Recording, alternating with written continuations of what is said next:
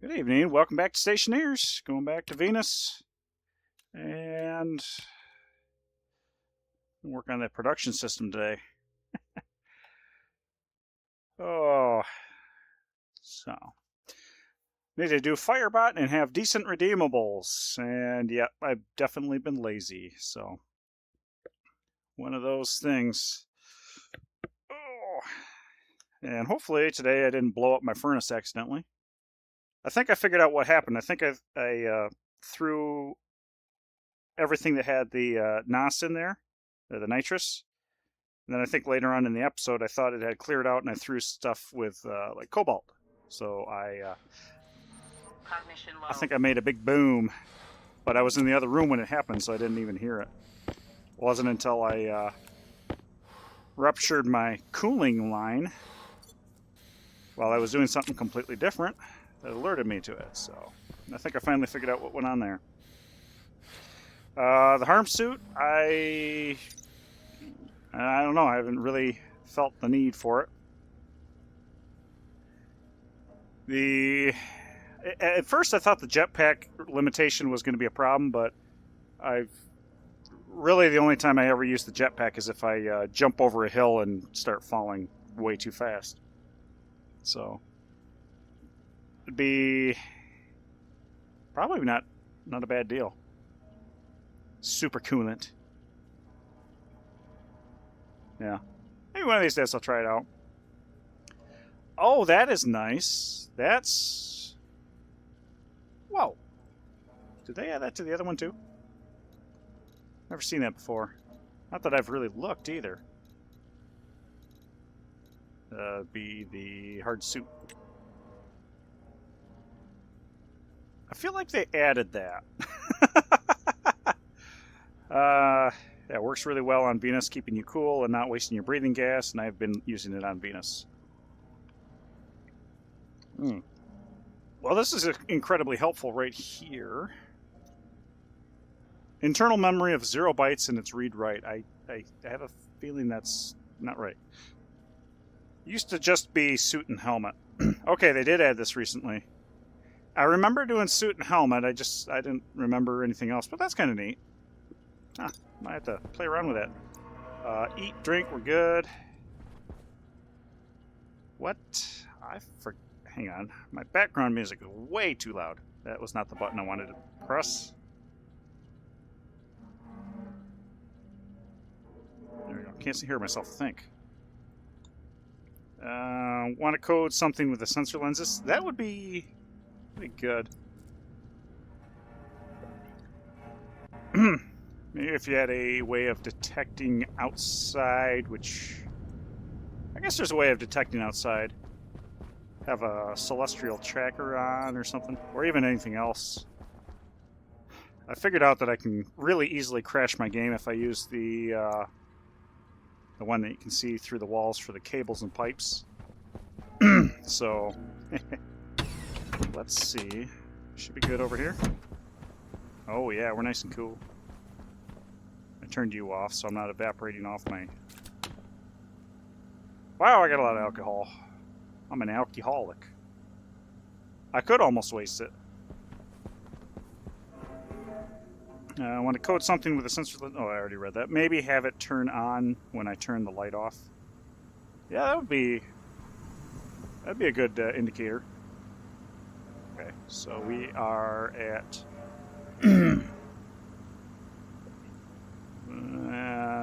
brain fart. 5%? No. Times 20. Yeah, 5. We'll say 5% level. Oh yeah, I forgot. I need to check Larry. Make sure he's doing his thing. He's doing his thing. Okay. My 8.4. I feel like we're either breaking even or very slowly increasing. So, how about you? You're probably...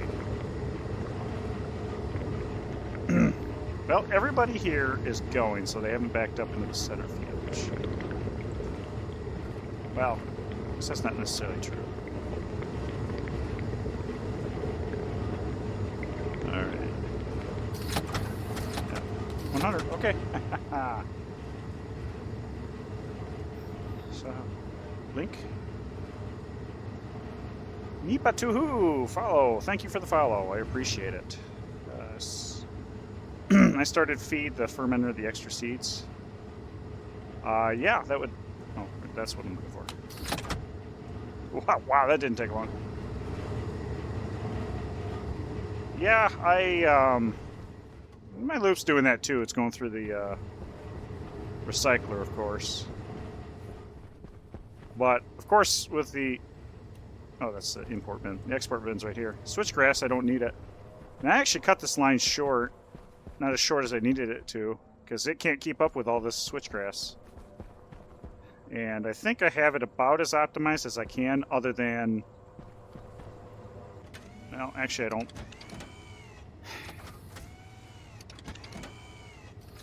Yeah, I'm trying to... There probably would be a world where I could skip through and pick all the seeds first, and then skip through and pick all the grass until full. But, seems like just too much programming for me. Seed gives 3 times what a fern gives. Nice. Still haven't added the Larry code to my library. That's on my list of code to write. Yeah. I'm pretty happy with the code that I wrote for this. Of course, it's one lane at a time. The code that I wrote for Larry on my Mars base, which was robust enough to handle up... I had it kind of hard-coded up to 100 Larrys. The logic broke. They couldn't keep track of what was what underneath the each Larry, so I had to give that up. 92.6, we are slowly cooling.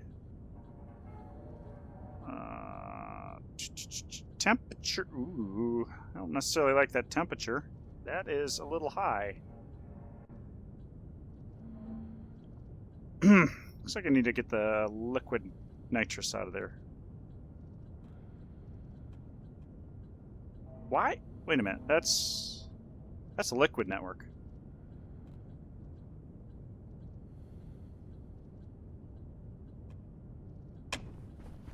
Huh.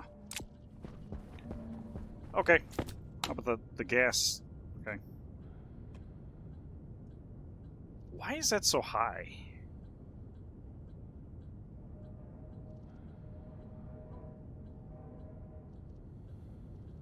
Oxygen's going down.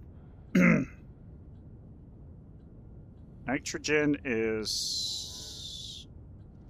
Oh. Oh. Interesting. Don't feel like my filters are doing what they're supposed to. Did you have been playing with the data server mod? That sounds interesting. It's putting out like 6 kilojoules of heat, but my tiny base can handle that. Oh yeah. I'm routinely moving about 70 kilojoules, which is still not quite enough for getting my immense heat load down already, but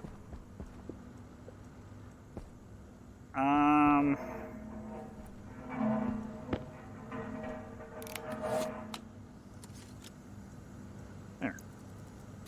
Just do that. Okay. Oh, your belly icon up there. That's fine. Well, my NAS evaporated, but I got it out of here, so it's not going to combust with the methane. What else is liquid? Silanol and hydrochloric acid. Hydrochloric acid, I don't think I have one of these set up. I do not. Silanol is, though. So in paying for me buying liquids from traders, I only just put down my first phase change device. Yeah, I hear you there. That oh, that's right. I gotta edit this code because it's not working properly. Yeah, the phase change device. My hardest problem is getting the liquids to put in it. Oh, actually, I was thinking about putting another vacuum room with large radiators, since, you know what, let's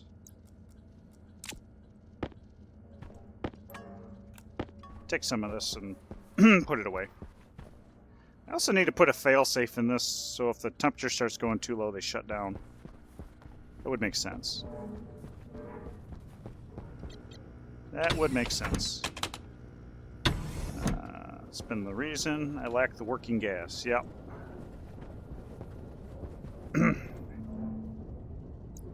Let's just drop this here, drop this here. Active vent, I got a whole buttload of those.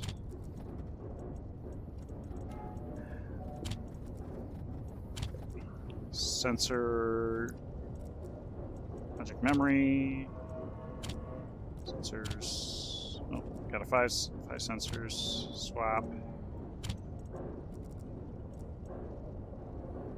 Right, I just made some waspaloy. That's what's going on there. I had a bunch of this in my pocket. What was I doing? It's a pretty clear indicator. I was printing off chutes. Oh, right. Do I have...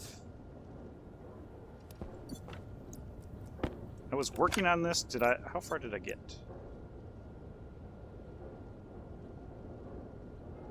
That's my... Okay, that's my...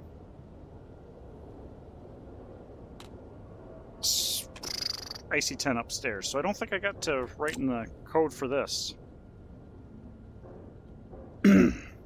Speaking of which, is there anything I need to go check? Let's check next door. Just to make sure I didn't blow up a furnace or something. Okay. Still good? Yeah, you're belly aching because we put a bunch of put waspaloy in you. Good, good, okay. So I need a bunch of cobalt. I think I need a bunch of silver as well. Well, I probably need more silver. I gotta be careful about the cobalt. I might actually put the cobalt... I might degas it in the furnace outside, because it's probably safer. Trying to remember. Lead. Lead has nitrous. Nitrous is in lead and silver. Yeah, okay, so it's methane. I want to keep calling it volatiles, because it's been volatiles for so long. Biomass and cobalt, so okay. So I'll degas the cobalt outside to keep it safe. There we go. And did I? Is that? Where the heck?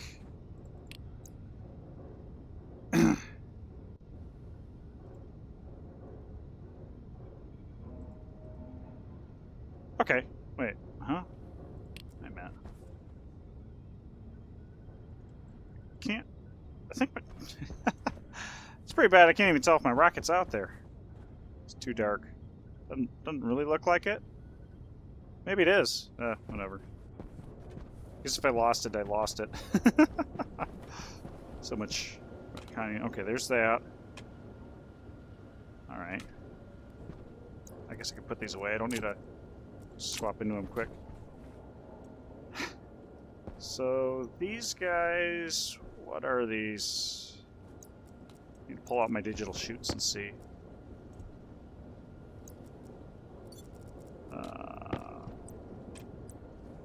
Flip-flop right. Yeah, that's... Nope, hang on. So these are left. Yep, these are lefts. Okay, so let me write that down. Left. Where's my pencil? Oh. What's this? What's this? What's this? Oh, it's... I shouldn't write on that. I shouldn't write on that. It's stuff for the mother-in-law's medications and stuff. So, new sheet of paper. Oh, right here. Silos are right, production machines are left. Good. Okay. Put that back in there. We have enough chutes. Shouldn't be a problem getting to the end. We're gonna release one at a time. Silo's gonna be one at a time. Okay. So, yeah, the biggest challenge, whoops, is going to be the RMAP function, which has to have a pin set.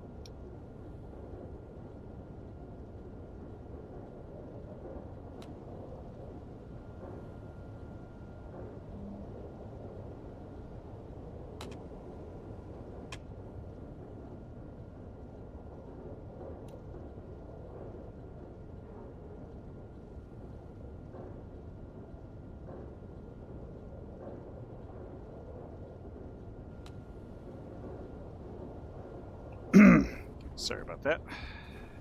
The okay. Cancel depressurize. Thank you. I don't want to vacuum myself here.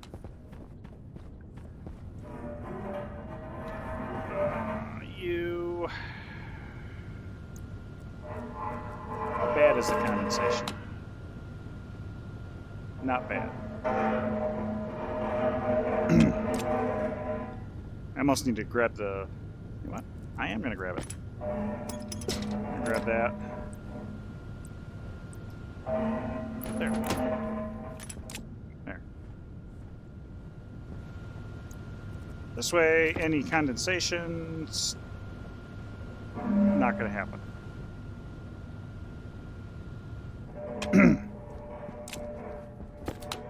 I still... It's funny, I've got hydrochloric acid and Tylenol just floating around in the atmosphere and don't seem to have a problem with it. But at this point, it's very minuscule. Okay. Alright. Enough farting around. You know, I can almost decommission this.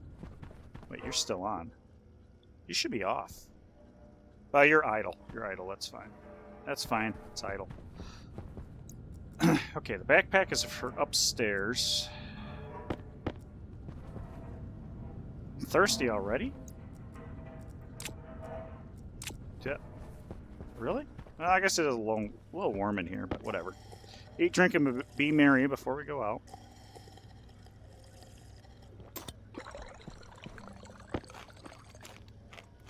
Okay.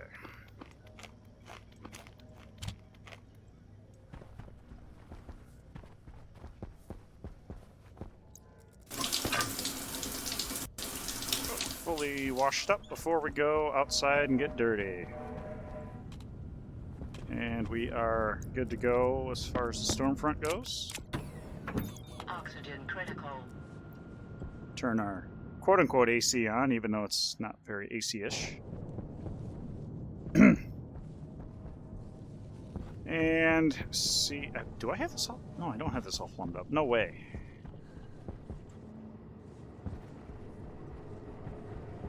Okay, so, right. Do I have the valve? No, I don't have all the valves. So these are rights.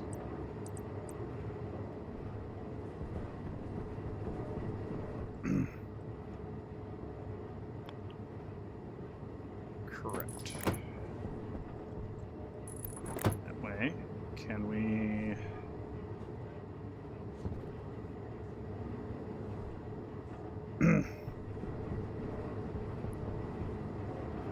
almost need scaffolding.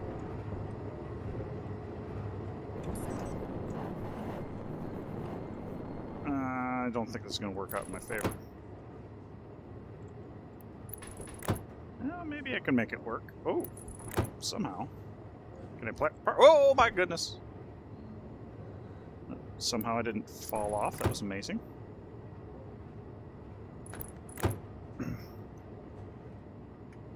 Whoa. Okay. All right.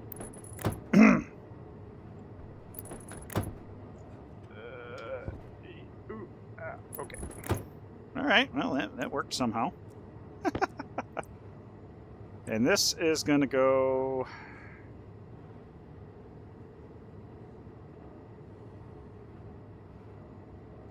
What? What?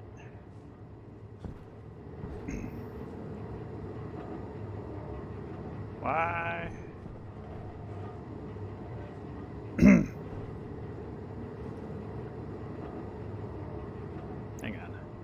That's overflow, right? Oh, because I'm getting around the cables. That's it. Okay, that makes sense. That makes sense, getting around the cables. 3 straight up.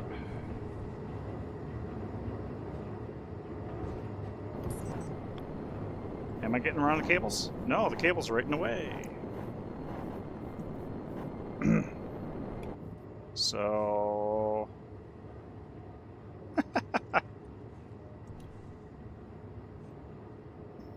Alright, that's the return run, right?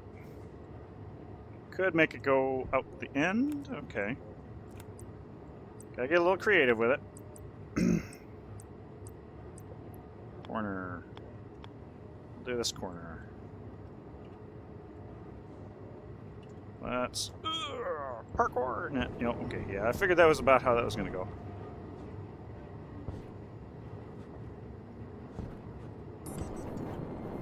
Do this. I need to change where those junctions are then, because those are worthless. So that line that's in line is the refuse line.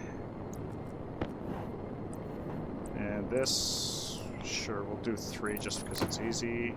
3, 3, 3, 3, 3.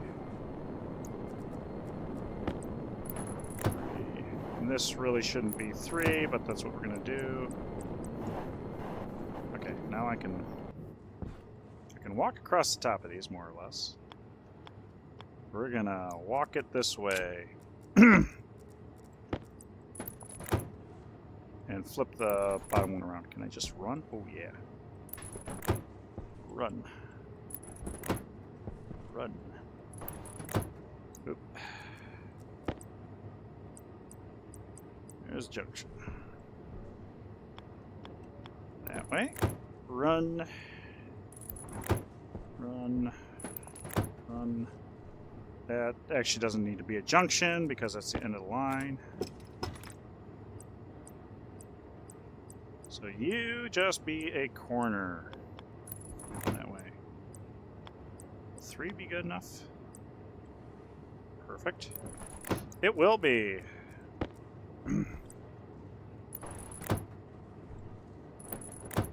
Okay, it's amazing how fast things disappear. This, of course, is a little overkill. You know what? This will work. Need more chutes. Need more chutes than that. Okay, and you will be a corner, which I'm going to have to do this. Okay. I think 5 or 10 is too tall. 5 and 1. No. There. Okay. All right. There's that. So these go like this.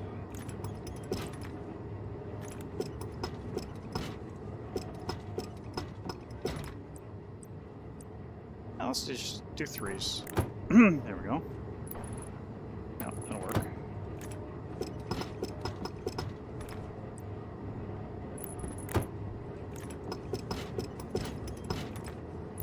Alright.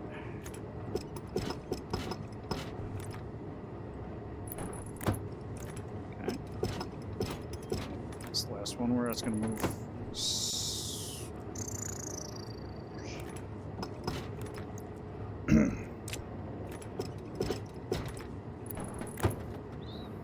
Okay, alright. I gotta go through and rename all these, but... So now we're gonna have the... Let's go ahead and put the cables up. Still have to rename everything, but...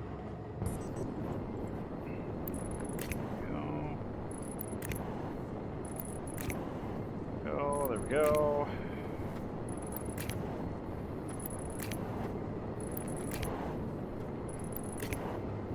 Okay. there. Wrong tool. Alright, these will be...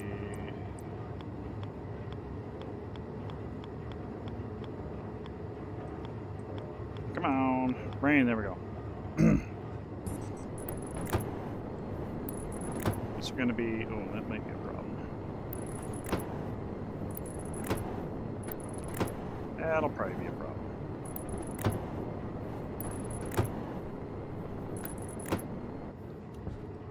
That'll be a problem. So if I go... Oh. Huh.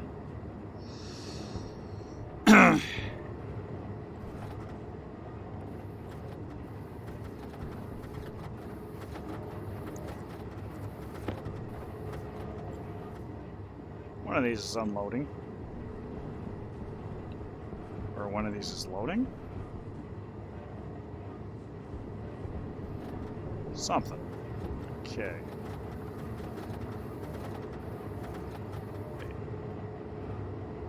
Oh, I see. Okay, just, yeah, everybody accepted a new stack of ore. That's what it is. So we can do 2, no, 3. Excuse me. Device night found at...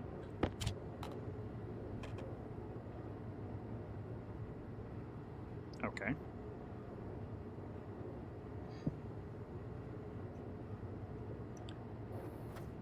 Okay. Hey, Tuver, thank you for the prime. I appreciate it. Do I want to... Do I offset these? I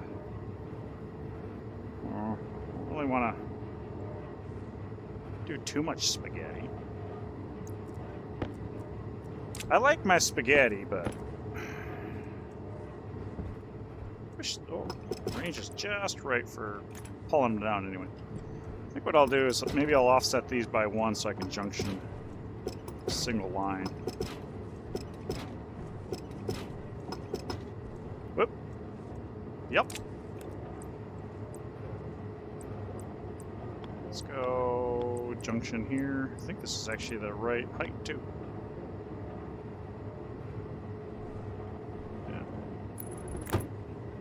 Yeah, it is. Cool.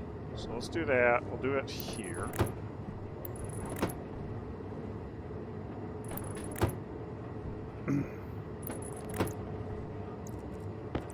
Junction. Conjunction, junction. Conjunction, junction. What's your function? There we go. That way. That way. And that way. And this way we'll just... You're going to be just a corner.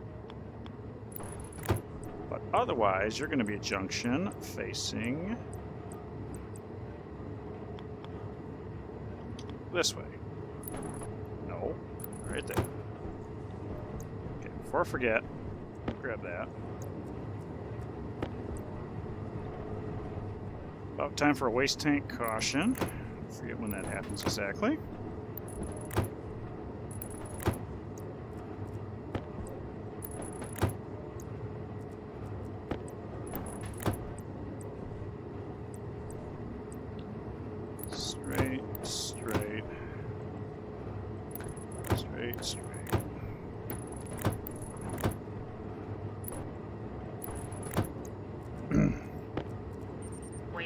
There's our waste tank caution.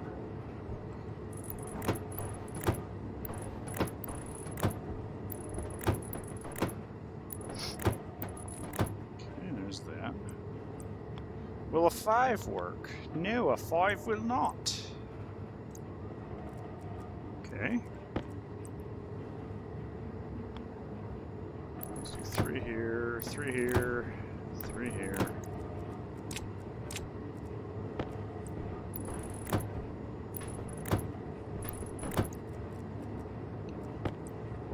Almost there. I do have a bunch of chutes in the production room, so that's okay.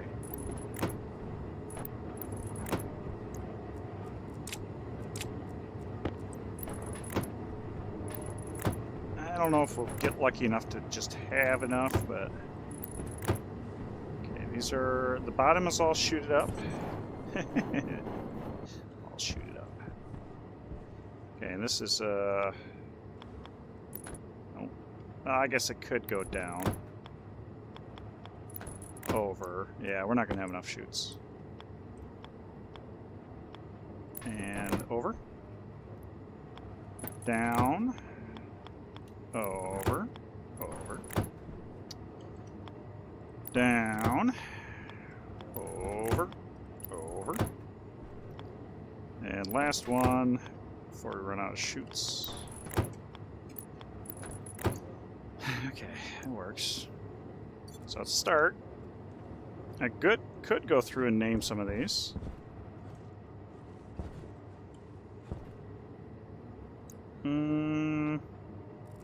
Yeah, I mean, we got daylight. We got that. Yep. I'm just going to fall off. That's okay. Let's change out this before I forget. Get too distracted. So steel, and we'll rename you. I don't want to toggle mode. I want to rename you. Steel ingot. Nickel. Nickel. Silver. Silver. Silicon. Silicon. Wow. Gold. And gold. Copper. Copper. Now, technically speaking... Are these already named? I didn't even pay attention. Oh. Okay. Let's start over here. Solder. Can I... Oh, God. I guess I'm going to have to use my jetpack, which I don't necessarily care for. Okay, Invar. Invar. No. Copy. Copy. Copy. Paste. Phosphalloy, that was surprising that I managed to hit that.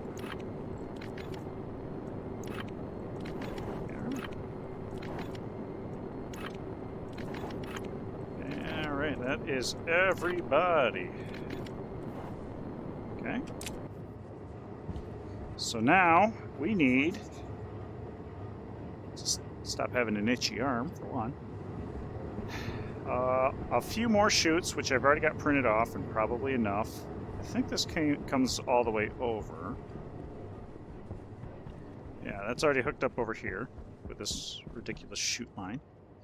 You know what? Speaking of which, let's... What do we have in here? I mean, the pressure's up there.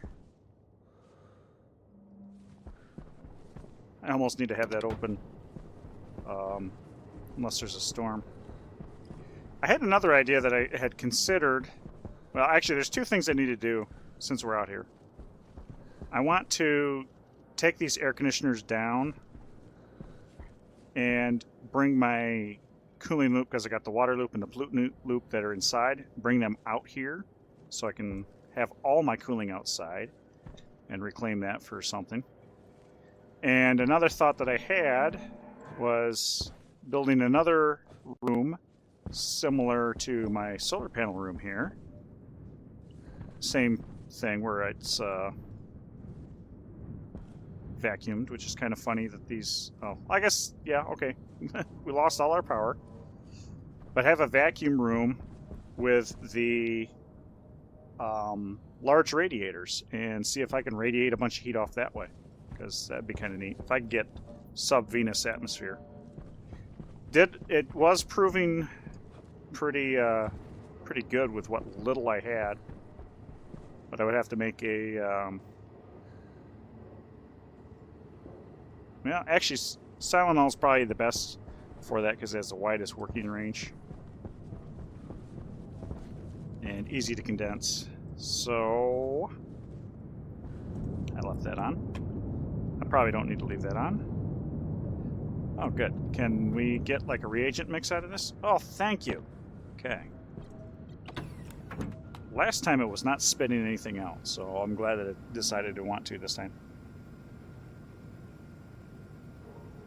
I'm going to throw this through the centrifuge, and it'll probably give me... Well, I don't know what it'll give me. So first, we don't need to run it through the shredder.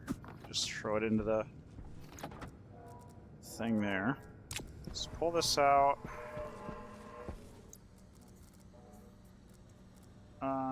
We can do that, and we can do that. Let's do that real quick, too. I don't know. That'll help a little bit. Waste tank is empty. That's what I really wanted. Oops. Backpack. Open up. Tool belt. There we go. Okay. Alright.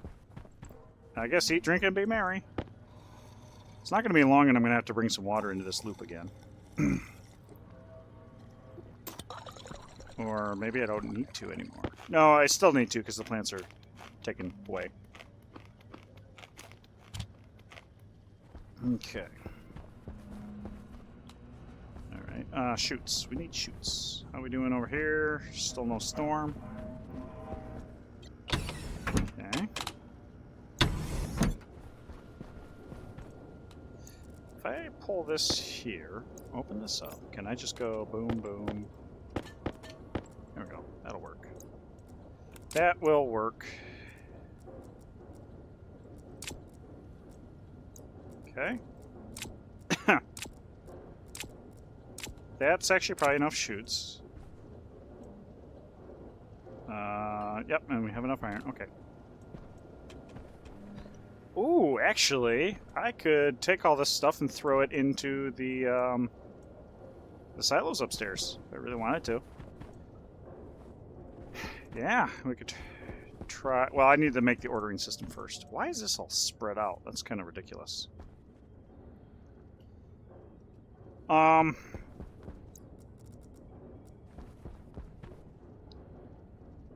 my elbow's bugging me. What the heck? Okay, we have rights. Are these named what they're supposed to be named? Auto lathe, electronics printer, pipe bender, tool manufactory, rocket manufactory. And we've got our requested and shipping. Okay. All right. And that is only got one side. The other side's going to have to hook up to, well, other stuff. We'll punch a hole through. We'll find a way. Actually, this should be okay to punch a hole through because it's just between two rooms. Maybe I'll do that from the other side. Oh, yeah, we got long cable lengths. I don't even need to punch a hole. Boom, we'll do that. Aha! So nice. So nice. Ugh. I can't quite reach. I'm on my tippy toes. Now, walk into my computer. Okay, we're gonna do that, that, and that. There we go. Oh, crap. Oh, crap.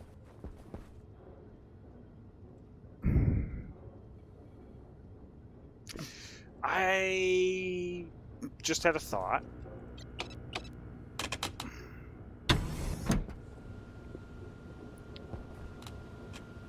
It can't be...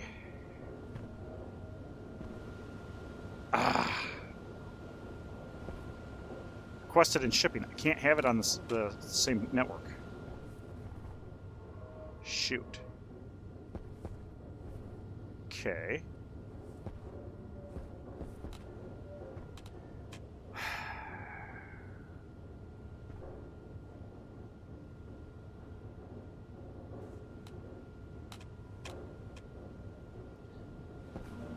Okay, I got to think about that. I've got to think about that. All right.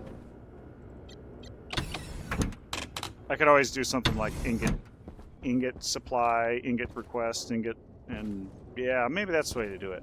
Then it can be on the same network. That would future-proof it, as they would like to say. I think I'm going to do that. I'm going to make an executive decision here.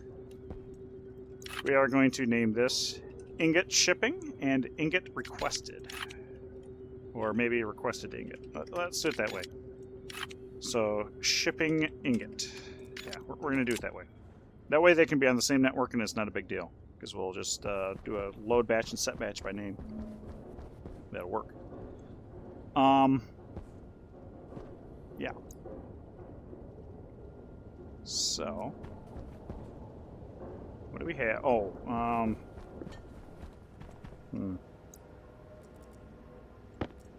we are going to need auto lathe.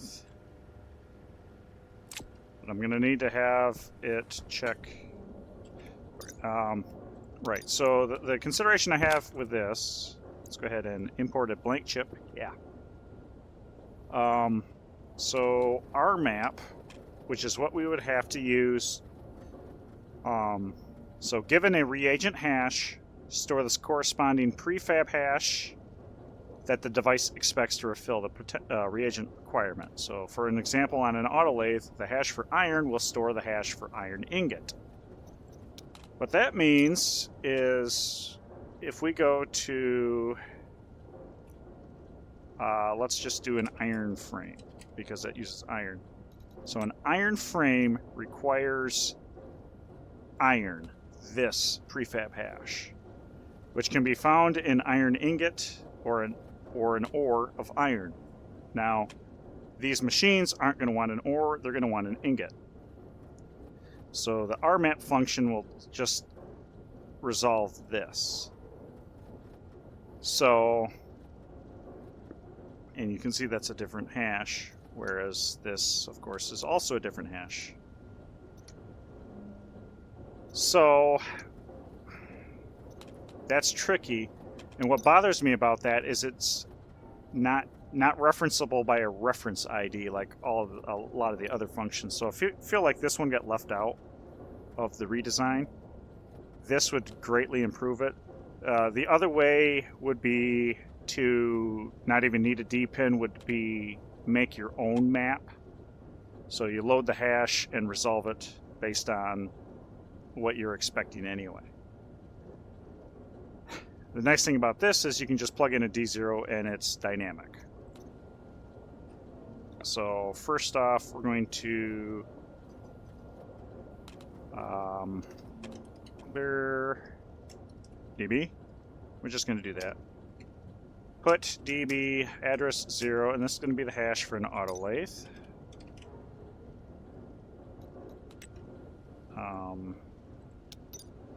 I don't think I'm going to bother.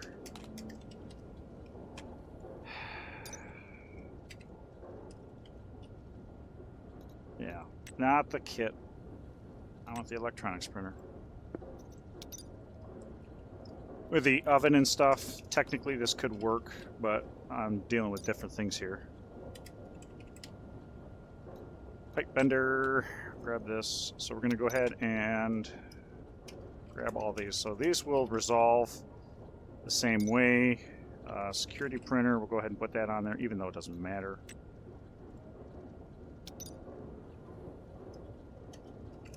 Now, I could probably do poke and peek and all that or push and pull from the stack, but I don't necessarily know how the stack pointer works for sure, so I'm not going to do it that way.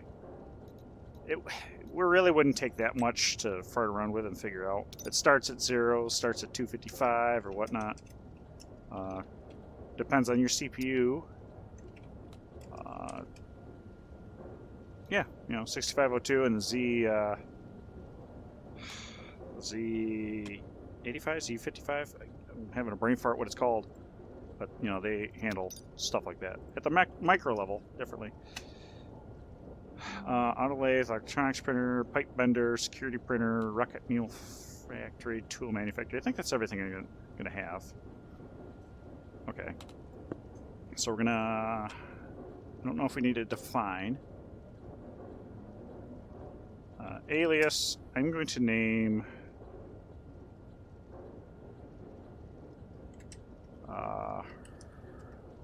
reference device, D0. Okay, we're going to alias, we're going to have our stack pointer, R0, alias, device, name hash, R1, alias, do I need...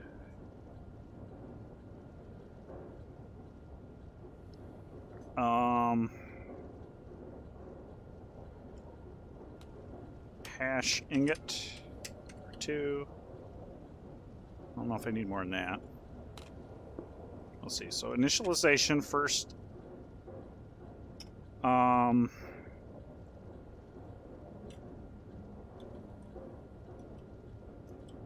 That's fine. Let's define hash chute left. You know what? Yeah, that's probably fine.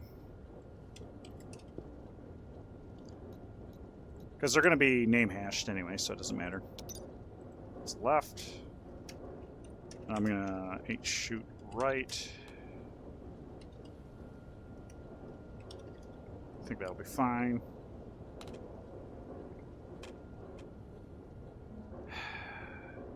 I have...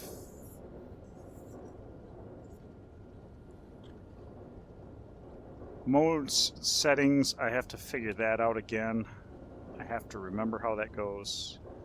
But we're going to set batch for H shoot left on, right on,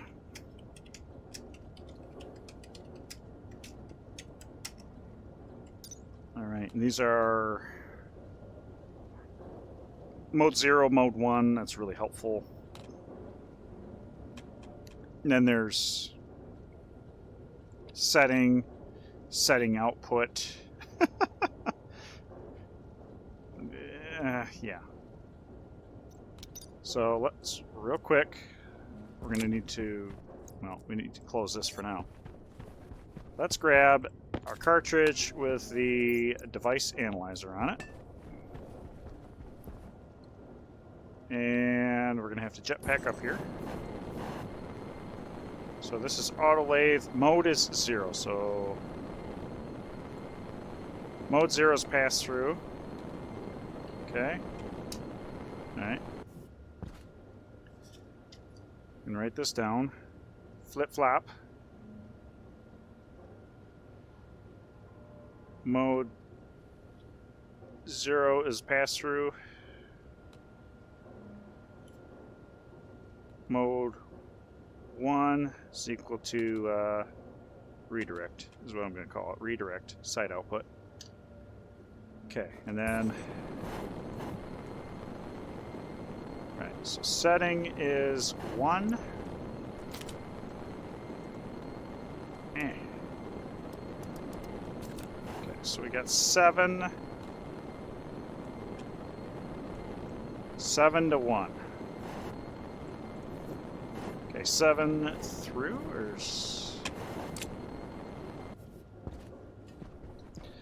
Well, we do have another set. Let's go take a look at those real quick. Those will tell us what we need to know.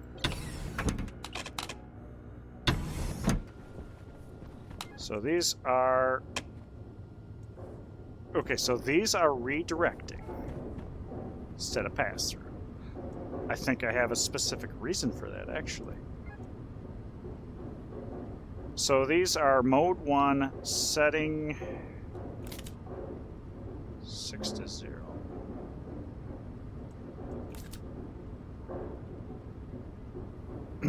So I set these to mode 6 to 0. I wonder if it needs to go the other way. Maybe I've got these...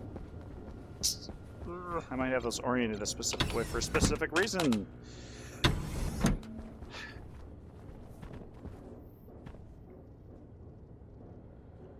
Alright, let's, what I'm gonna need is I'm gonna need logic memory, I'm gonna need a logic I/O. I'm just gonna grab transformer because it's easier.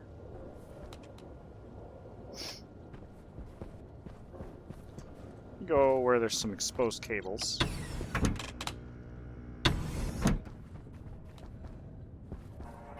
Right here.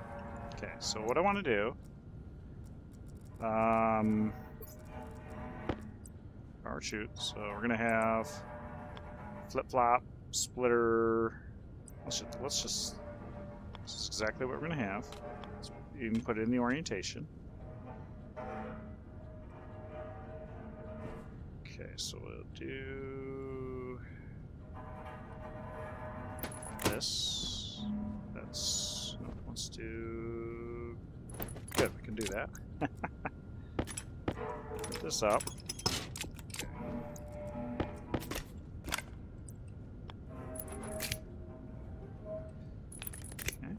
yeah. Let's go ahead and go straight out like that.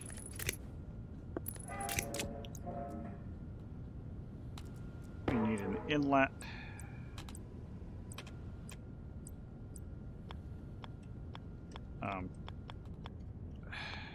Oh, okay, yeah, alright, fine. You gotta have a straight through, apparently. Now an inlet. Sure, that's fine.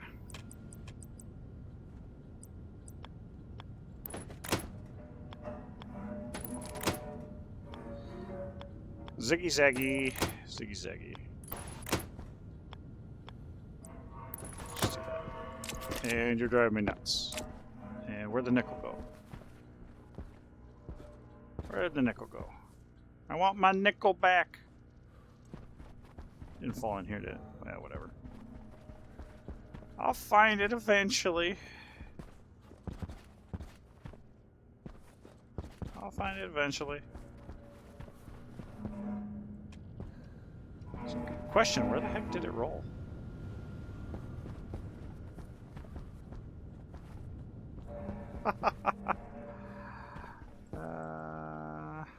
Huh. Eh. Whatever. Oop. Bang my head. Did I see it? Nope, I didn't see it. It was a figment of my own imagination. What did I bang my head on? Oh, pipes and... yeah, chutes. Okay, alright, so... now we have this. What we need to do is close this. We need a memory for writing a value. The logic writer. That should be enough. You go straight in. You come around.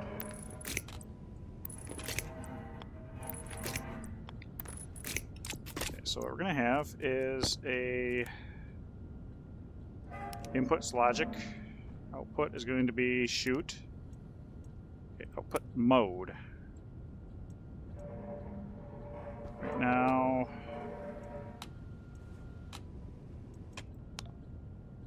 that's 0. Let's pass through. 10, yeah, well, 10 worked too. Plus, so that's 1. Okay, let's go ahead and turn this off. Output variable, let's go to setting. So it seemed like setting was this. Oh, hang on. 1 to 1. 2 to 1. Okay. Let's go to setting output.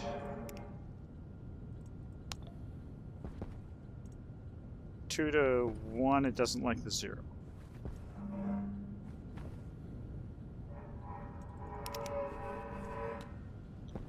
Two to 2. 2 to 3, it does not like the 0. Oh, now it'll read the 0. So 2 to 0, right? Okay. So drop our screwdriver in. It comes out here. 1, 2. Did not flip over like I thought it would. Yeah, so it's going to keep redirecting here.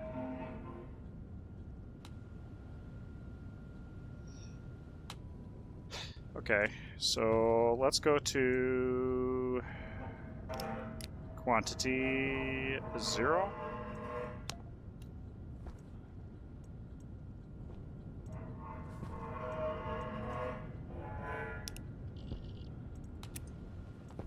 Quantity 0.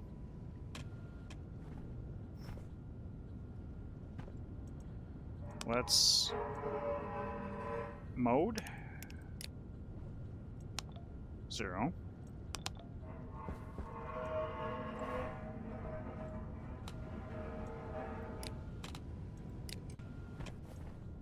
Okay, mode 0. So 2 to 0.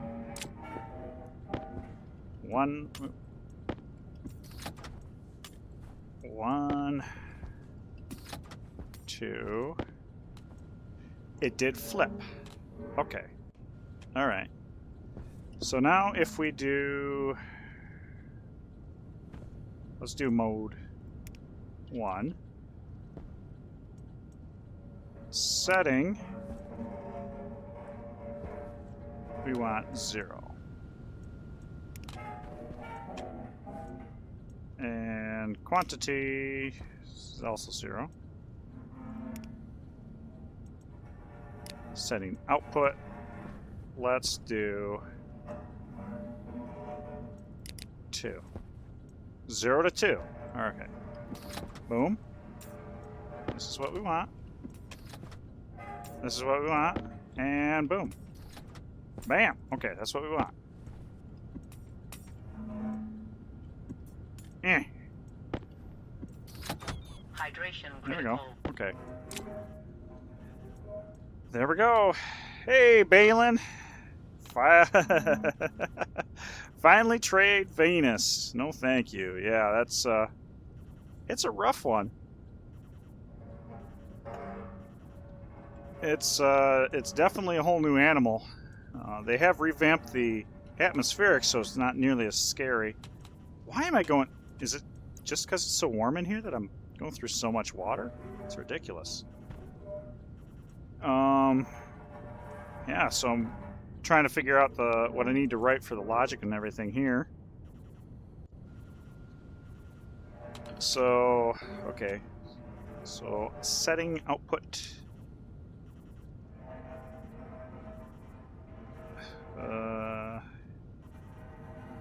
And then setting equals overflow. I think that's what I did. So let me make sure. I'm going to mode 1. Mode 1. Mode 1. Mode 1. Setting. This is the overfill. So let's set that to 0. And then quantity, let's also make sure that's 0.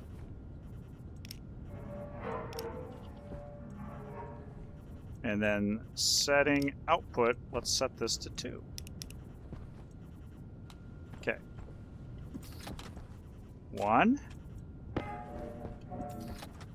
2, and overflow will go there. Okay. All right, so that's what I want. Mode 1 is redirect, setting output is my demand, and setting to 0 the overfill. Try that. Let's go eat, drink, be merry again. I feel like I just did this. Maybe I forgot to drink a second bottle or something? Maybe that's what it was.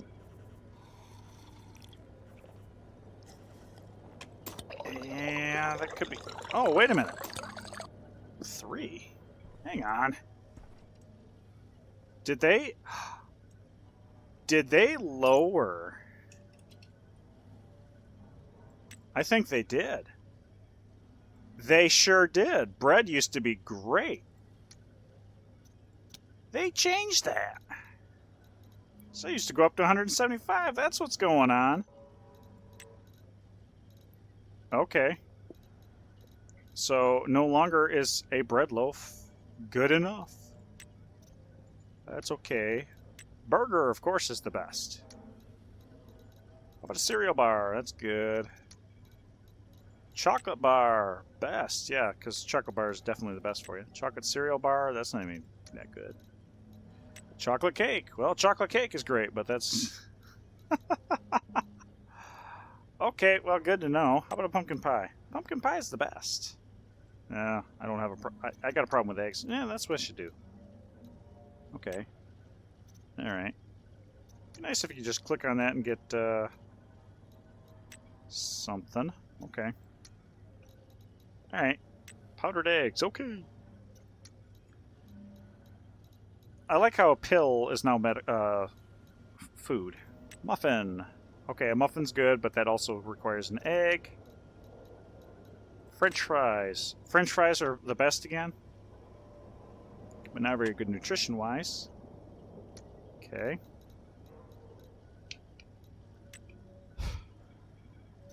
Okay.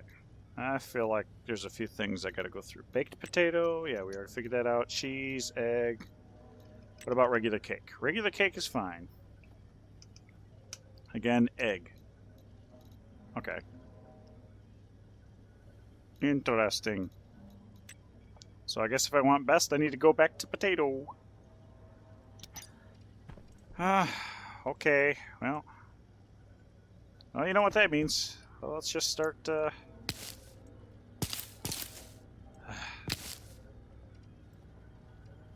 it is.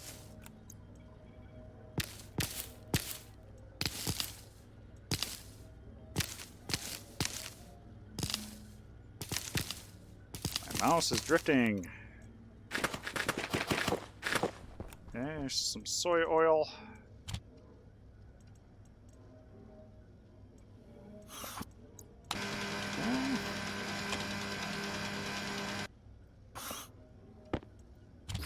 There we go, and potato. Give me the potato. Let's do it this way.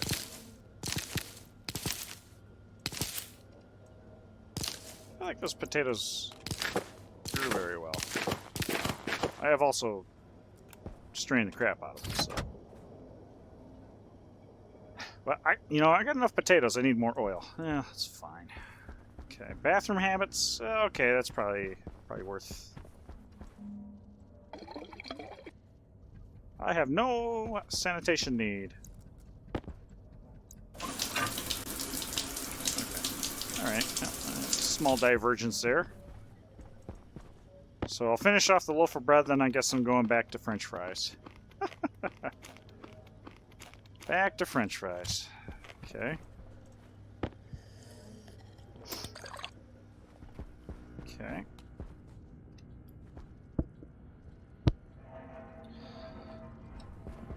Alright, so we've got what we need here.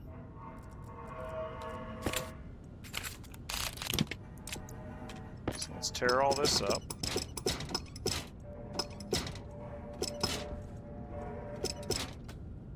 Oh, right, that was a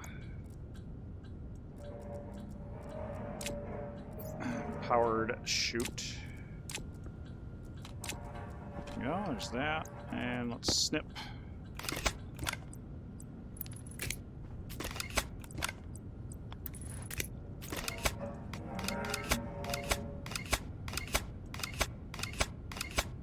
Clean up. Excuse me, that's not what I grabbed. Thank you, lag. And then logic memory. Logic IO. There we go. Okay. That's not what I wanted to do. Pull this back out. Let's get away from that. Edit. Okay, so we need... Mode is going to be 0, which is pass-through. Chute right, mode 0. Not going to worry about quantity. Maybe I should... setting... 0.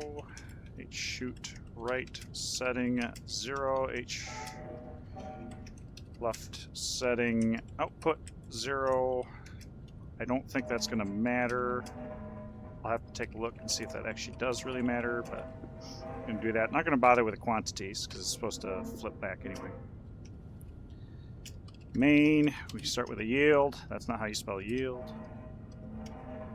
Jump main. Okay, so start, move ISP to 0. That's really all we need.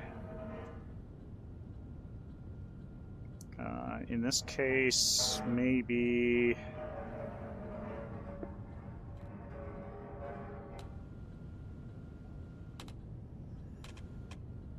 Can I set an error? Or is it housing? Is error... No, errors read only.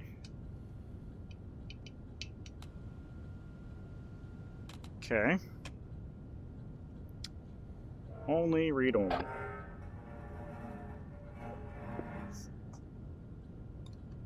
Mode number, mode string.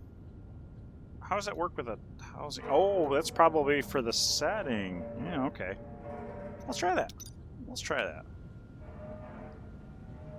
that. Set DB mode 1. Set DB setting string. Hey, what's the string function? Not here. String str.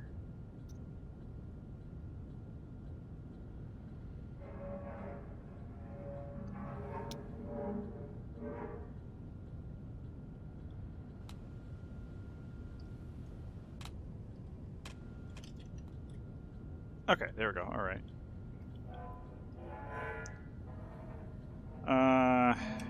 Device. Do that. Just for funsies. Hey, Busted Knuckles. It's going pretty well. Just working on the... Oops, wrong button. So I want to build it so that these production machines, when they're missing a reagent, can call out and have the order fulfilled. So when I punch something up, it'll automatically fill the ingot, assuming that there's some available in the silo. So I've got my whole chain of production. So I've got the auto furnace in there trying to fulfill, make sure that there's ingots in the silos. And then this will be pulling in those ingots to, excuse me, fill orders. So that's I'm looking forward to that actually working. That's what I'm working on, is the code for this. Now, what I want to do here is load into R15. Okay, so there we go. Device. What do I want to call this? Reference device. Logic type is going to be prefab hash. Fun, indeed, fun. About to start making outposts. Oh, I'm going backwards here. Hey, Balin, how goes it with you? About to start making outposts. Fun, yes, absolutely. I need to make a couple outposts. I have 2 sites planned out. One, I got notes on what is there.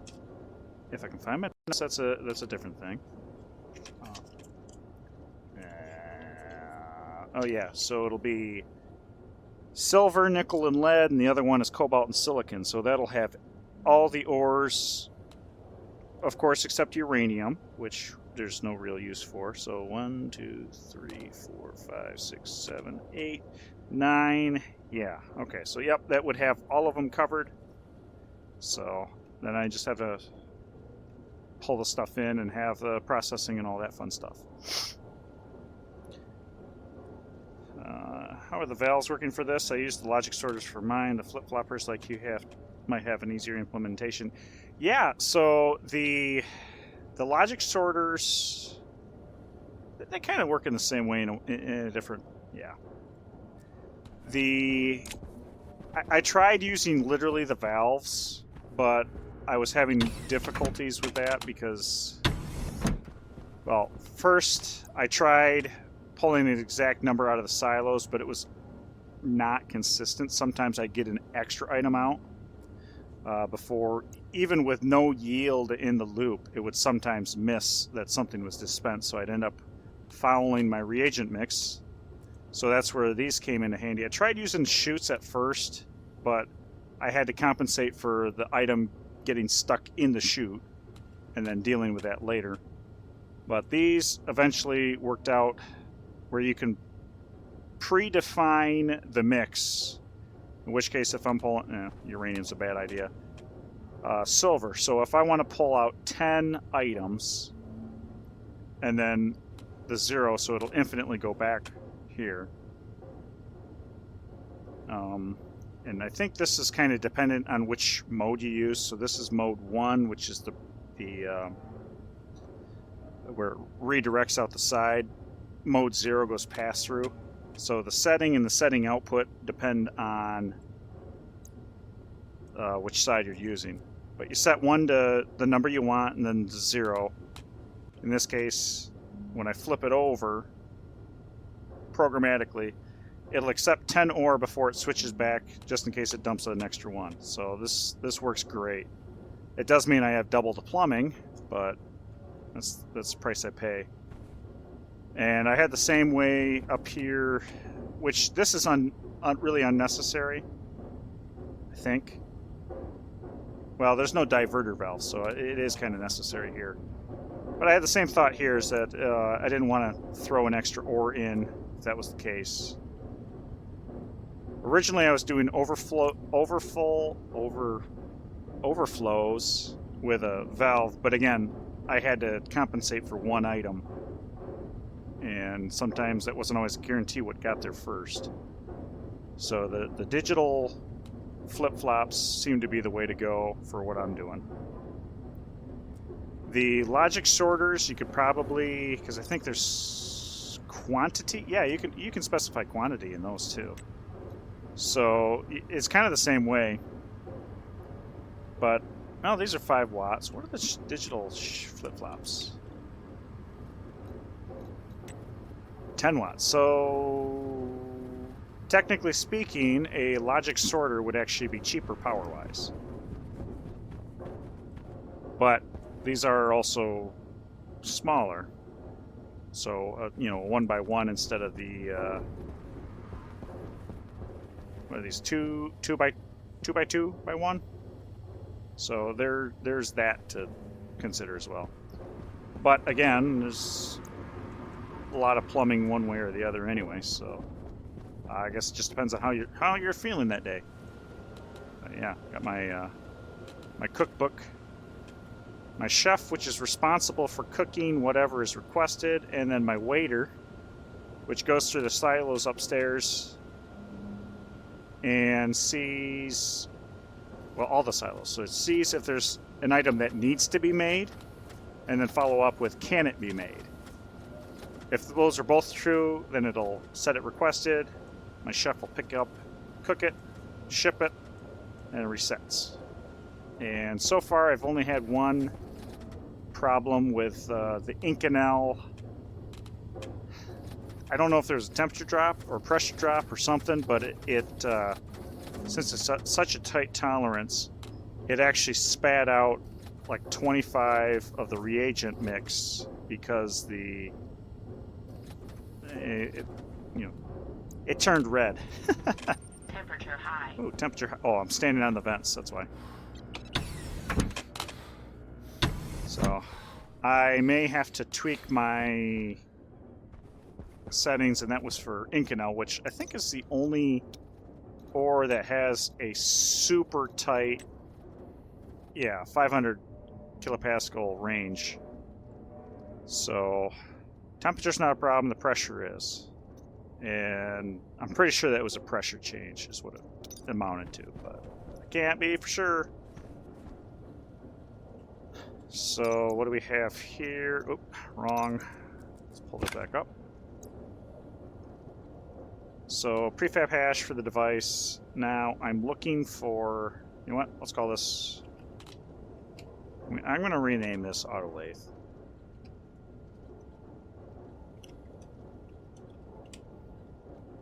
Just because. Branch relative not equal. If R15 is not equal to hash of autolathe.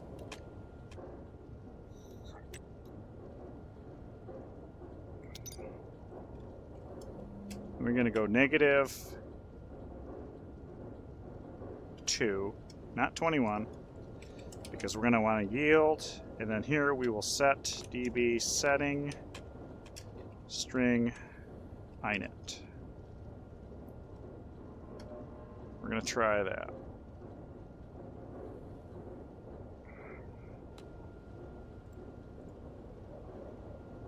Then initialization, we can set this, set db no 0, set db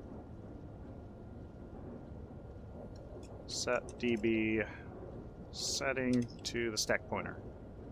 So that's what we'll do.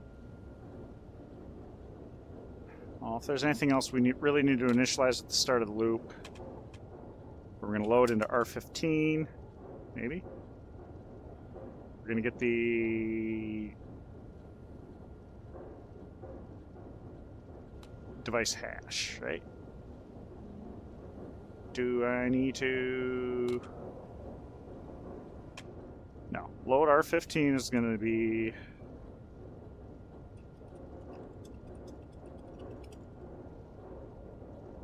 Hang on. Nope. Get. There we go. R15. Get R15 from DB address stack pointer. Branch equals 0. If R15 is equal to 0, that means there's not a hash loaded into that memory address. It means we've reached the end of our list. We will go back to start. Otherwise, we will load batch into device name hash. The device hash is going to be R15. Logic type is going to be the name hash. And I'm just going to use average, sum, min, max. I don't think really matters. Branch equal 0. R15. So if the name hash returns null, essentially, we're going to go to next machine. Now, next machine is going to be just an increment where we add ISP is ISP plus 1. I think that's all we need. And so we got lots here. Let's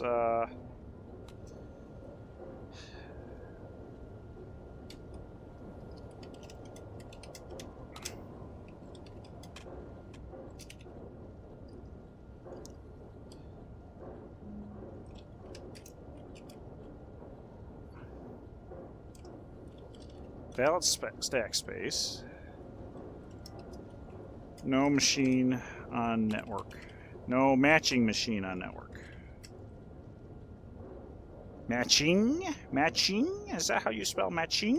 What the heck is wrong with me? Okay. So we can do that. Jump, start, boom. It's fine. ClearDB. This is the pre-setup. ClearDB. All this fun stuff. Okay. Try that. So what we want to do first, we'll pull up the auto lathe and go down. Let's actually just close these. Manufacturers, we don't care. Logic. Logic, we don't care. We're looking at the internal memory, and we want to deal with... I'm only going to look at address 54. And we have hash It's 32. Unsigned integer? Unsigned integer, okay. Quantity, and then opcode. So I don't really care, actually. So what we're going to do is we're going to get... Oh, we need to do reference device name hash. Hang on, there's one thing I forgot to do here. Let's alias a reference to the device, because we're going to need that. So we're going to load batch. I'm not going to worry about the name hash because we can. So device R15. We're gonna reference device. Brain fart device. No. R15. That's our hash. Logic type is going to be the reference ID, and average sum sure doesn't matter. Doesn't really matter. Now, if people have more than one of these things on a particular network, it can't be helped. Okay, so we now have the reference ID. So at this point, I'm assuming everything will be hunky-dory. And we'll get R15 device, reference device. Address is going to be 54. That's what we're pulling up. Now, I'm going to... Is quantity really necessary? I don't think quantity is really necessary. R15 now at this point is going to be the full stack return. So we want hash ingot, kind of. Can't inline this, so shift left arithmetically. Now it comes back as an unsigned integer, but it is out to the 64th bit. So is that good enough? We're gonna find out. We're gonna find out.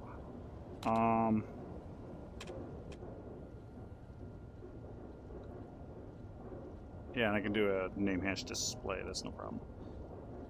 Okay. Into hash ingot. It's going to be R15, and we're going to shift it. I take it back. It doesn't go out to 64. I only have to shift it 16. Okay. All right. Now, I could select it and sign it automatically.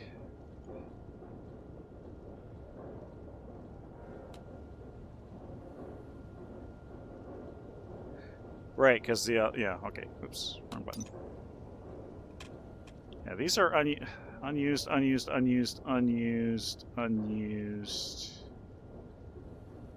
Setting.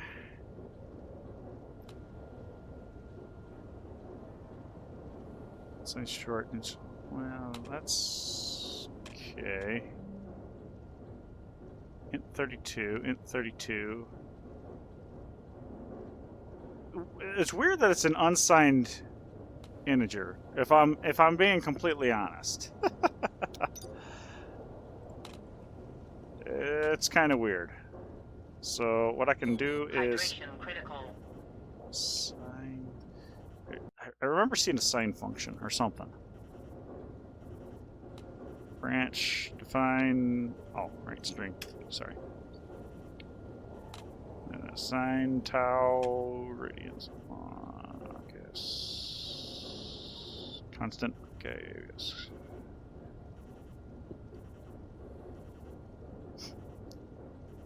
Swear I remember seeing a signing thing.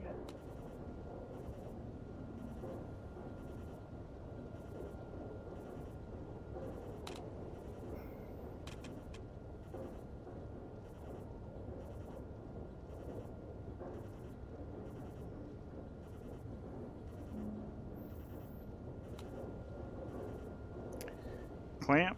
Cool. Strap.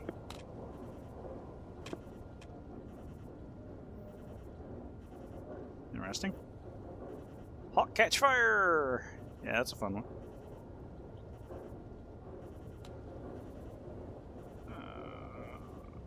I thought I remember seeing a signing thing, but I could be entirely...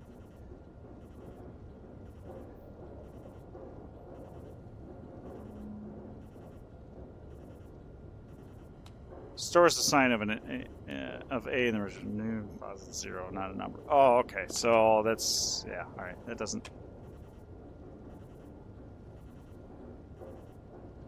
necessarily help.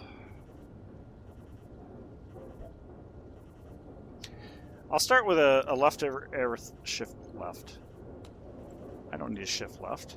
Shift right. And maybe...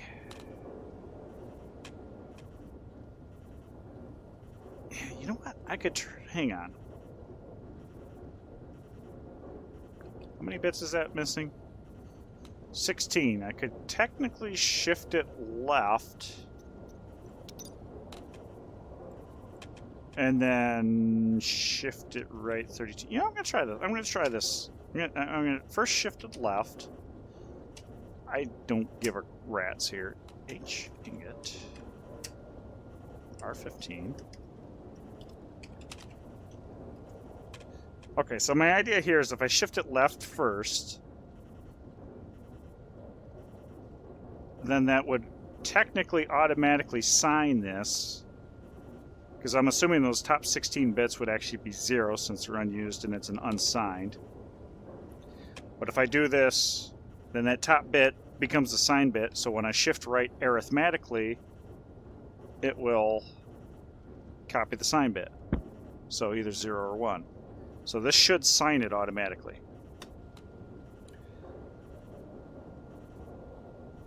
Yeah, do know there's a branch device not set. I didn't know about the SLA command. I only knew SSL and SLR. Yep, the arithmetic or the right one particularly so.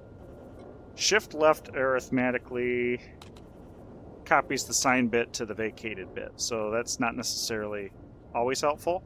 There might be some cases.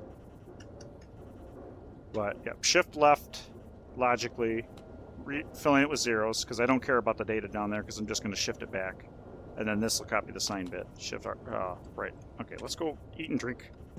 Be merry. I'm going to start panting.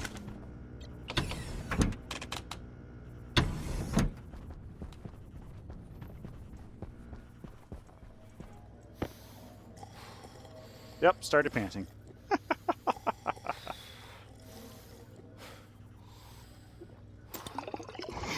Excuse me. There we go. Eat up, eat, drink. I don't think I really need to go take a shower. Yeah, we're good enough. Actually, we don't even have to leave here. Whoops. Okay, so we did that. So hopefully this will...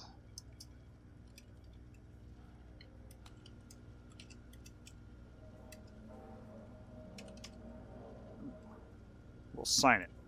I'll leave a note for future me to remember what the heck I was doing with this code. So now we have the ingot that we are requesting, so we can set batch by name. And I should define a hash for memory. Logic memory. Okay. So we'll set H memory. Name hash is going to be hash of requested. Setting is going to be H ingot. Now, as a let me also define H monitor.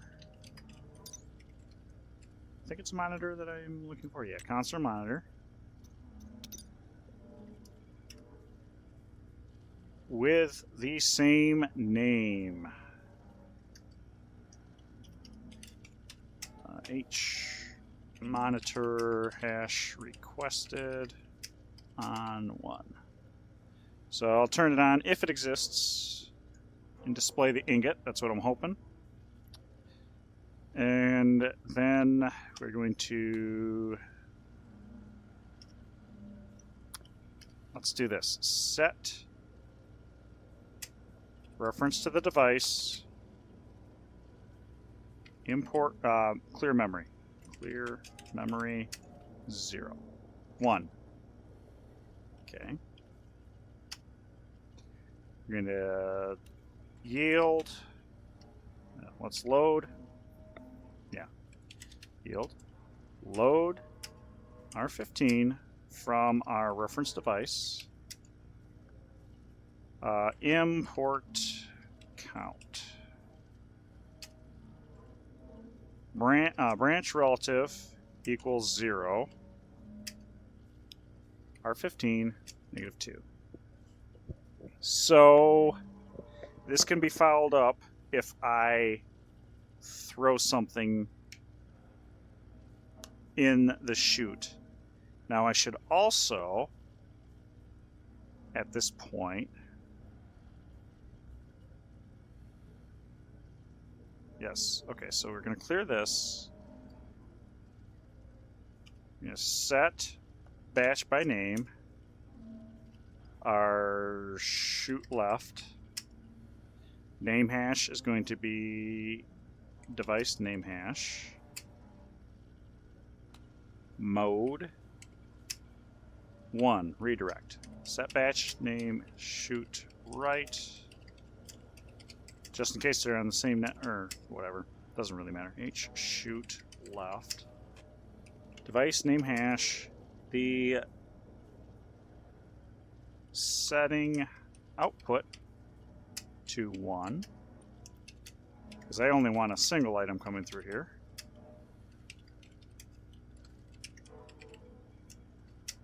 One. I should also clear the quantity. H chute left device name hash quantity 0, just in case, minimizing all the things that could potentially screw up.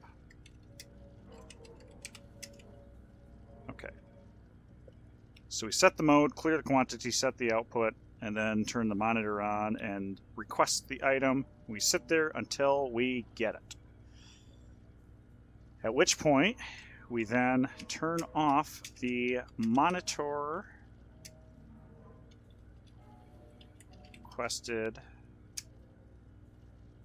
on, turn that off, and then we are going to also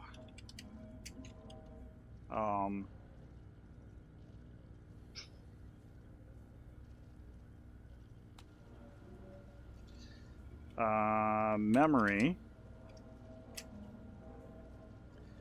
hash requested setting 0. So we're going to clear what was requested.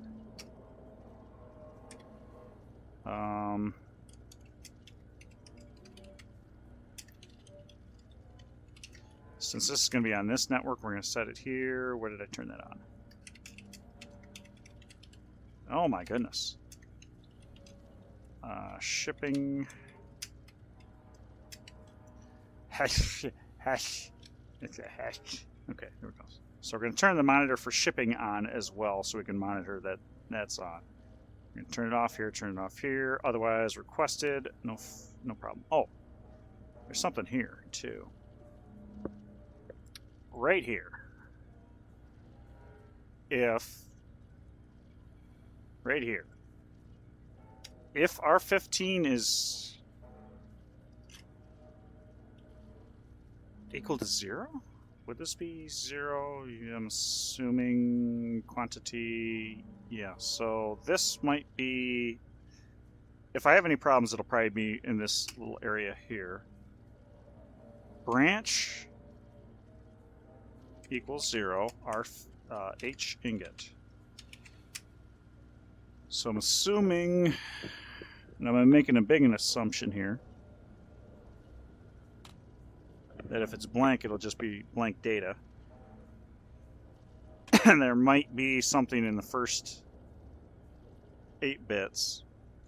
But if I do all this shifting, this should come out to be 0. So if it's branch equal to 0, there's no demand. We will switch back here to next machine. We'll skip.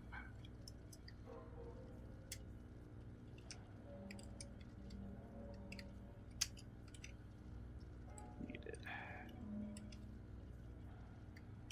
No ingredients needed. And it'll jump back. It'll increment, go to the next, go to the next, go to the next. Do I need to do anything here? I don't think so. I have a feeling that I should also initialize the requested IC10 chip to 0. I think that makes sense. Okay, so I think that's what we want. Pull the chip out of here. That's not what I meant to do. That's gonna be a oh no, okay. Air handling chip. Well, guess what? IC10.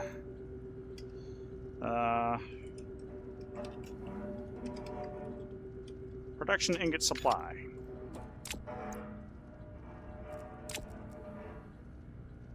Oh.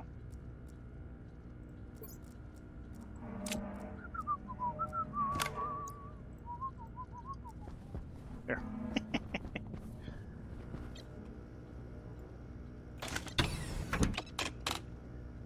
Interesting. You can click through the through a window, but you can't click through your laptop.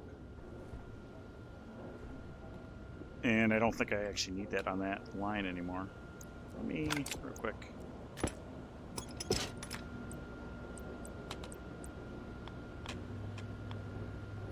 Let me do that. Okay, let's pull this out. So, theoretically, if I got all this crap right, I'm able to force feed some of this. Okay, we exported that chip. Let's go ahead and drop that in there. Now I do want to do a little bit here.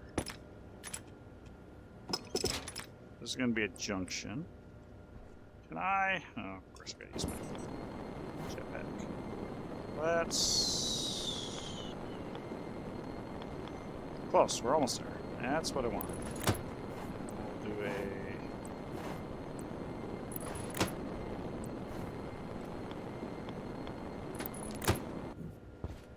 It'll be like a little game of basketball or something. That's a little too much. Straight, straight, and then how about an inlet?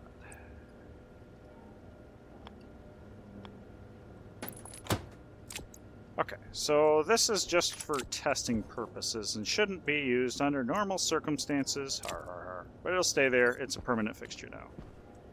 I turn this on. Device not set properly. Okay. We're still...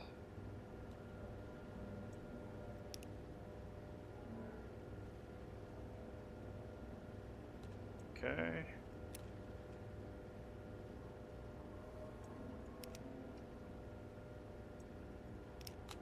There we go. Okay. Oh, there's an error. Device not found. Line 47. That makes sense. I think I know exactly what's going on there. Let's go ahead and pull that out. Line... Goodness. Line 47.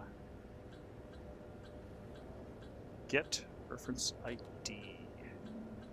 Hang on. Load batch with a device name internet R15. That's type of device. Branch equal to 0. No matching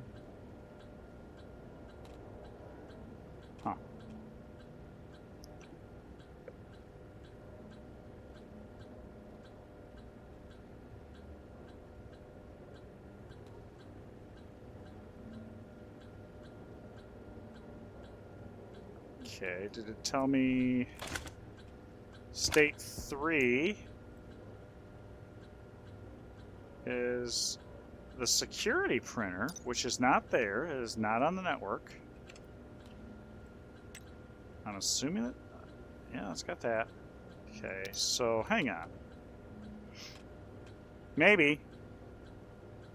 Device not set. Branch to V isn't set. Maybe that's what we'll do.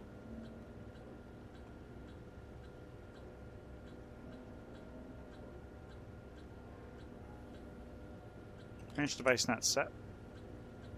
R15 should be... Oh.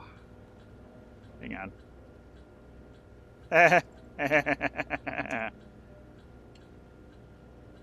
Dum-dum.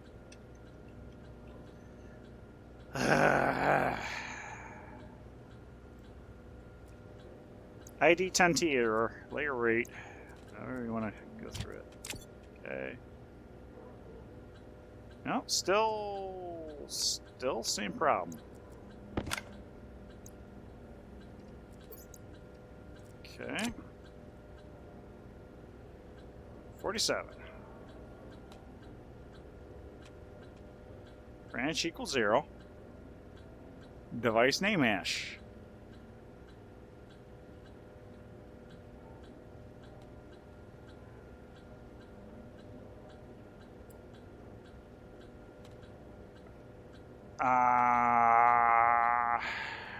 Guess I'm a little confused as to what it's actually returning if it's not on the network, so fine, let's...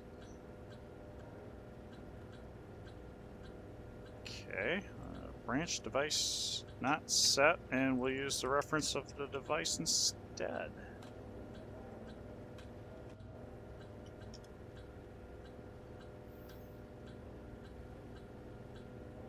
So I need the name hash for down here, but okay, let's just try this. Device not set. Device not valid or something like that. Let's go. 3, 4, 5, 6, 0, 0. Okay. All right. Okay. We have iron in here, so let's pull up.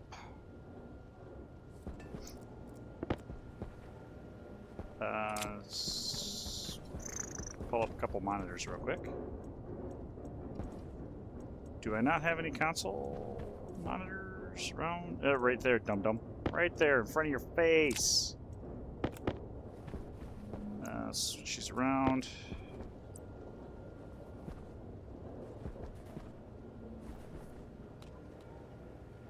Placement requires support. Oh, yeah, okay. So one is going to be requested and shipping. And then we'll just shove this back in here. Logic memory, go back here. Logic IO, might as well drop that off. Less sheets. I walked over the railing, that was impressive. Okay. Requested. Requested ingot. That's right, I forgot, I gotta change that. Shipping ingot. I forgot I made that change. I need to update my code to reflect that.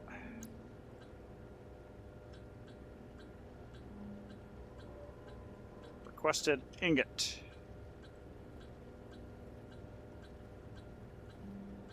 Okay, requested ingot, requested ingot, requested ingot, requested ingot. Now shipping ingot. There, that should fix that. That should fix that. So we'll start again. Export. Here we go. These are ready to go once I bind them.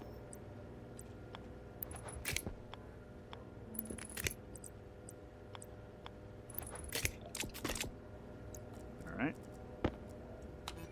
Okay.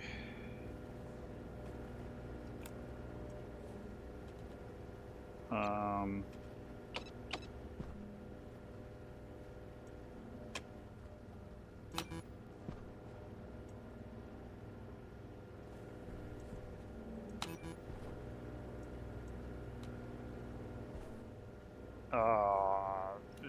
what?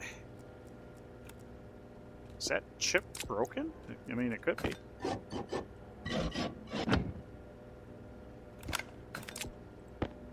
Let me throw that there.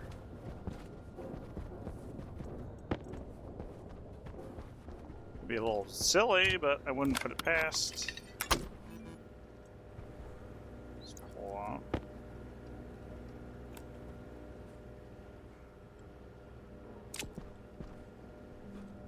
I mean, I'm not losing my mind, right?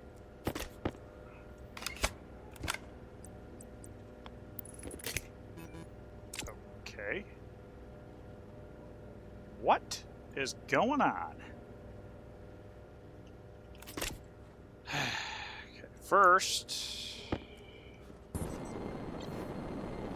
we're gonna go.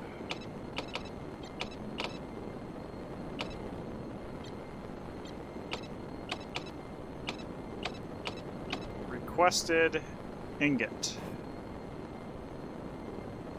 Wait, this is shipping ingot, right? Okay.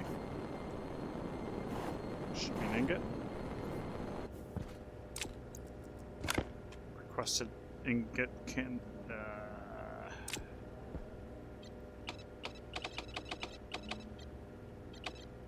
Oh. Okay, that was weird. Shipping ingot. Okay, I don't know what that was all about. That was weird. Requested ingot, shipping ingot. Those should be turned off. So those might be okay. Let's check this back in here. So we'll start with a simple couple sheets. Let's go with sheets. Steel sheets. And we're going to punch up 5. Auto lathe. Boom. Going. Cannot make it. 0. Okay. Alright. I forgot to R-map it. Oh my god. Fool. You fool. Forgot to R-map it. Jeez.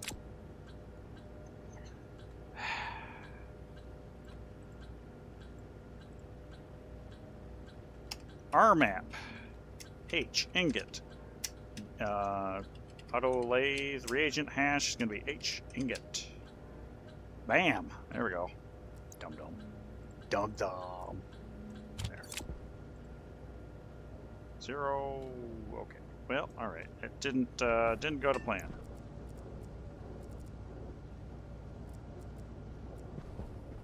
Now we go over here. We'll see what's in there. Shipping ingot is 0. Requested ingot is 0. Okay.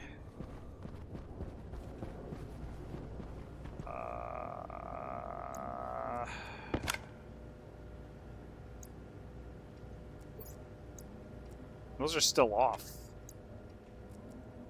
Okay. Hydration critical. Let's see. We're gonna down here.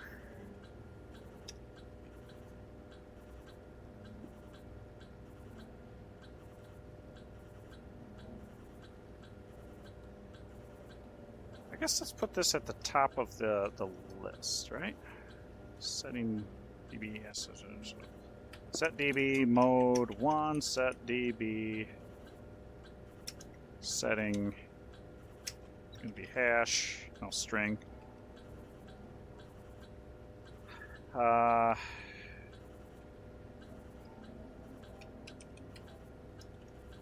Sure. Ingot.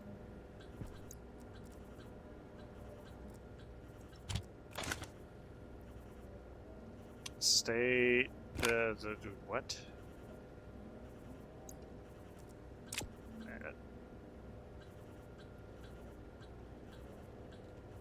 Mode. What's that DB mode? What? What is it? What?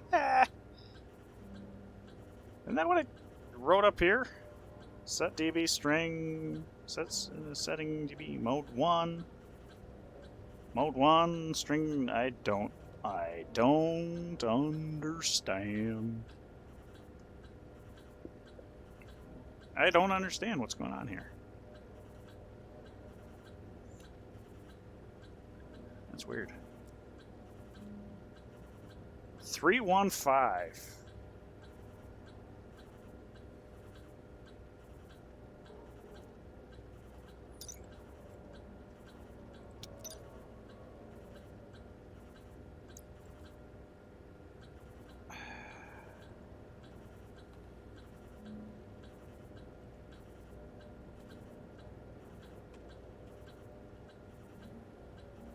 Huh. Well, one is requested ingot, so monitor, console monitor. Yep. Maybe console monitor. I should be using the console monitor. I'm just using a regular console. Alright, let's start with that. Silly. This is silly. Start over. Okay, at least they turned on. So they turned on, however.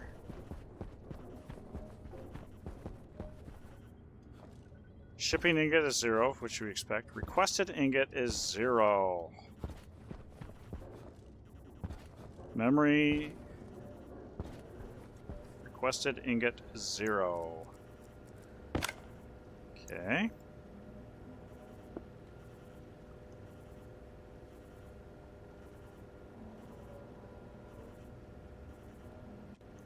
Chutes. Let's see, do I have any? This doesn't necessarily mean anything. 0 to 1. 0, 0, 0, 0, 0 to 1. So that is expecting something. This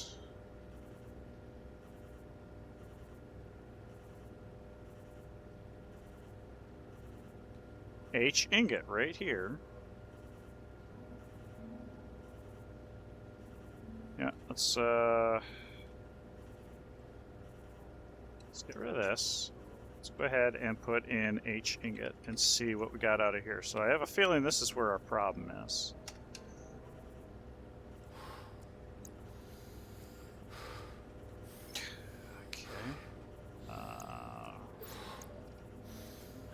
I need to drink water again already. Let's try this again. Okay, so our ingot order is 0.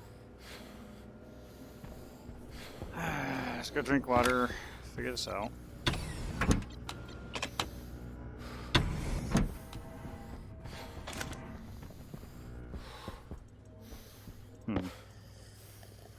So I think my shifting is not working like it's supposed to.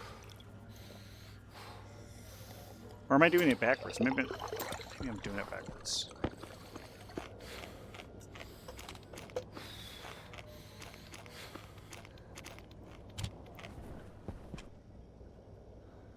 Okay, let's... We already have the code in there.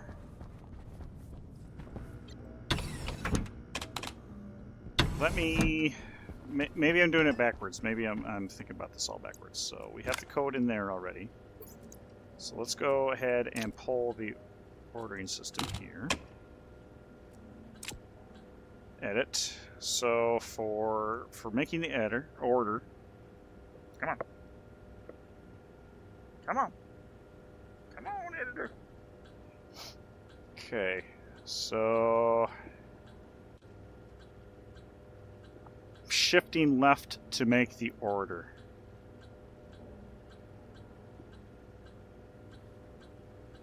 Shifting left.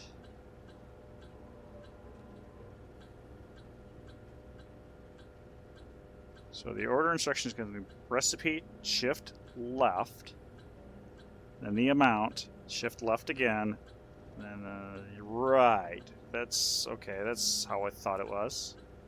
So if I import this code and edit,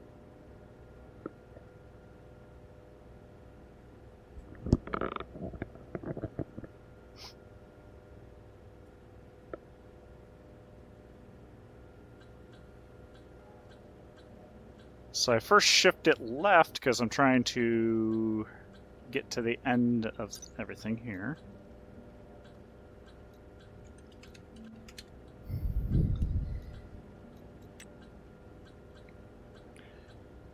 So 54.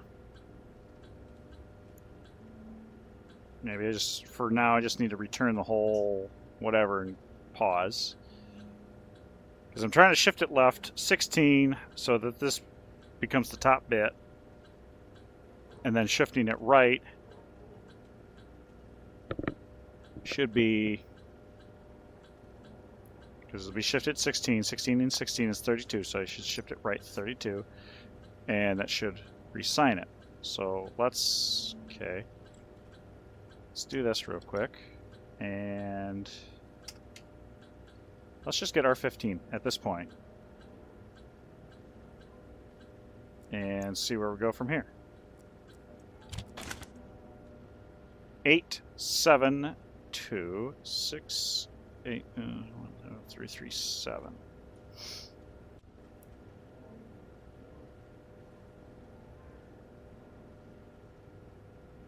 So this is the raw data that we are getting out of it. Go ahead and write that down. And I'll put it into my calculator and figure out the 6, oh geez, that looked like a B. 6, 8, 6, 1, 1, 5, 2, 3, 3, 3, 7. Okay, handy dandy calculator. Switch over to program mode. Decimal 872686115233337. Okay, so that gets us hexadecimal 4 Foxtrot 5 Echo, Charlie Echo 9er 7, 0309er. Okay. So if we look, I'll put that in the so what we're getting here is R15 at this point is equal to 872.686.1152.3337, which R15 is equal to 4 Foxtrot 5 Echo, Charlie Echo 9er 7, 0309er. So assuming R15 should now equal 4 Foxtrot 5 Echo, Charlie Echo 97 0309er 4, or let's see, 8 16. Hang on. That's not 16-bit. That's that. Yeah, jeez, dummy. That's 8. That's 16. So at this point, R15 should equal 1, 2, 3, 4, 32. Right? 4 Foxtrot 5 Echo, Charlie Echo 9er 7. Now it's requesting 03. Is that? Am I reading that right? Quantiting 003. 3 ceiling. 3 ceiling. What's it need for the? That doesn't make any sense. Needs more than that. Anyway.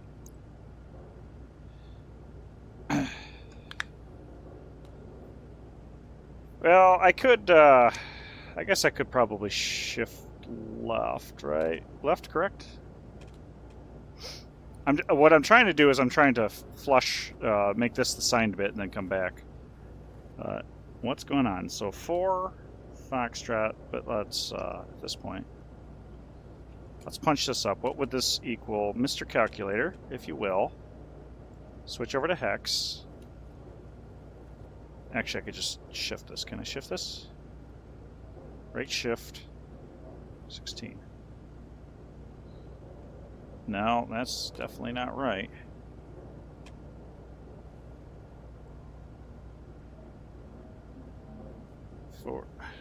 Okay, hang on. You know what? I'm just going to punch this in the way it's supposed to be. 4 Foxtrot, 5 Echo, Charlie Echo 9 or 7. Now decimal, that comes out to be 1331 613 335.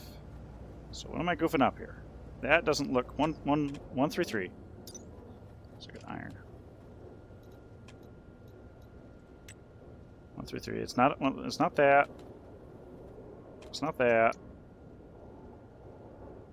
It's not that.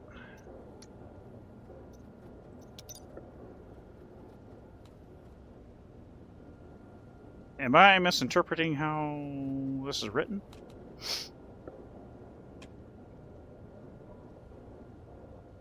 Zero 9.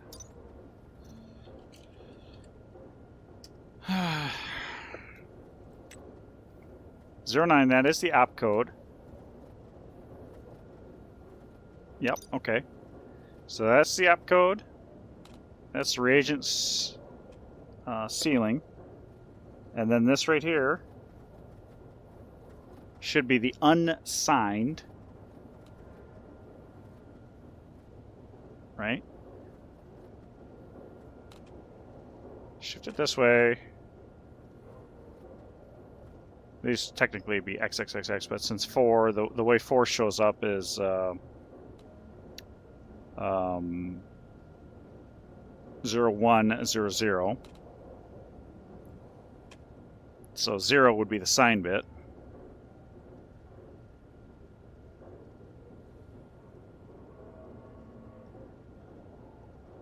What? Oh, Jesus. Dumbass.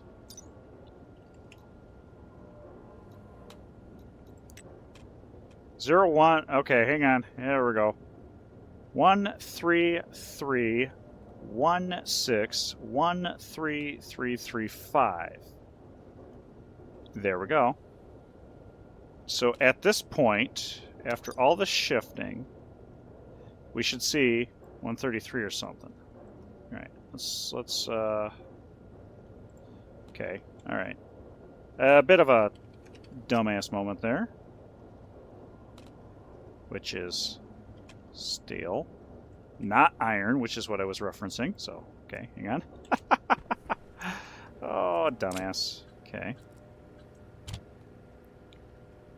201 8967. 201 8967. Okay, that doesn't look promising. Calculator, come up. Decimal 201 8967. That is hexadecimal 1 echo. Charlie. Oh my god, I can't even write a C. Charlie Echo 9 or 7.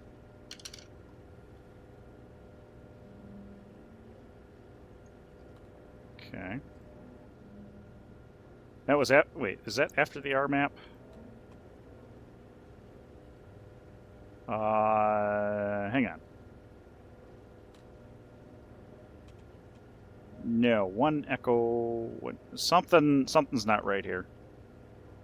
The shifting isn't working like it's supposed to.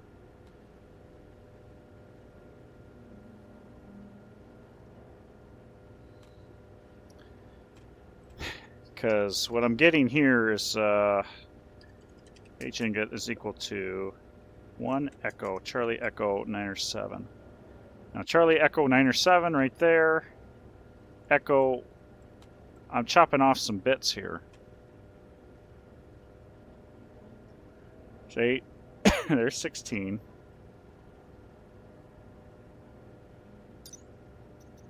Hang on. Am I misinterpreting the width? Because my assumption was 64 bits.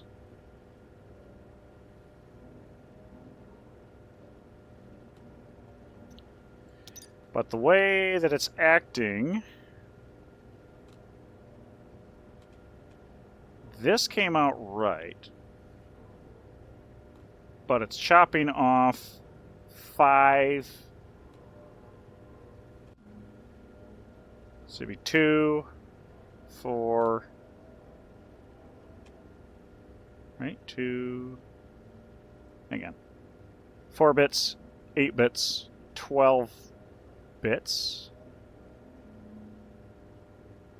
of data? Not 12 bits. Hang on. Hang on. This is 4 bits. This is 4 bits. Half of this, 2 bits. So 10 bits.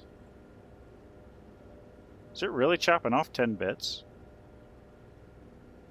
Okay, well, if that's the case...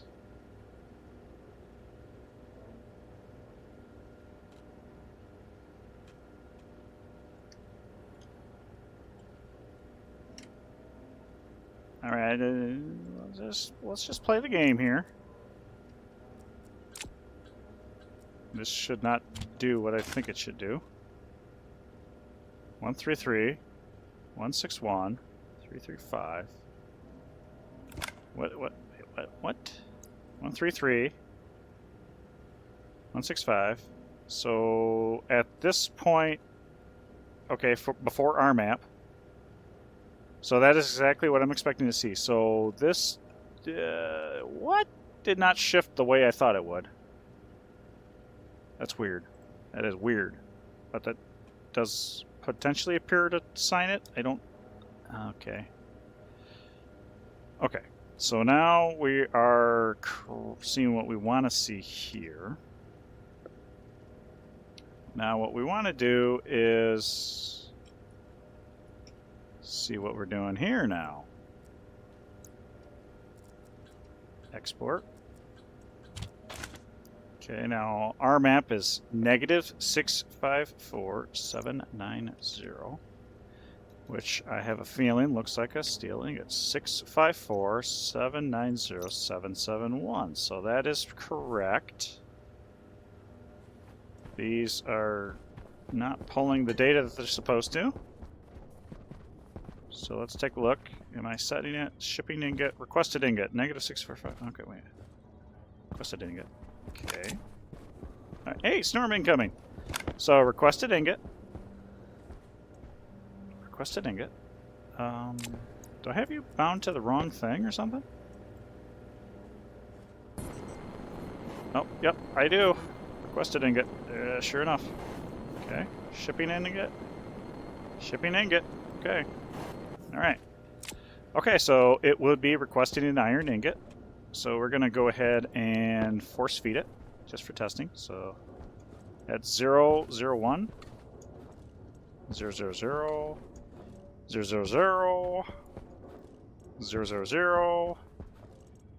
000. Okay, so we're going to force feed it just for funds, for funsies. And chuck it in there. Boom. Went through, 1-1.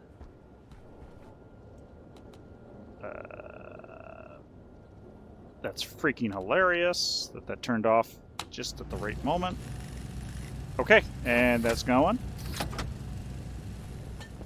This did not shut off.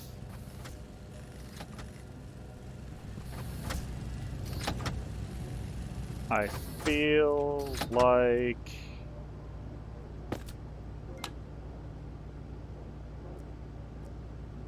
import count, that's okay, that's a little weird. Alright, so that shut off, okay, so that's interesting. That shut off exactly at the wrong moment, so the import count, interesting. Okay, so new strategy. Okay. So before we do this, we're going to load our 14 reference device. It's going to be reagents, and reagents, and branch not equal. R15 and R14. If they are not equal, then we're going to branch back. So it's going to have to read total reagents. I think that'll work. Okay.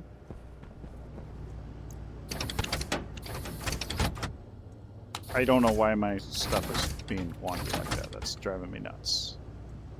It's driving me nuts. So we're going to go ahead and order up another 5, pull the lever.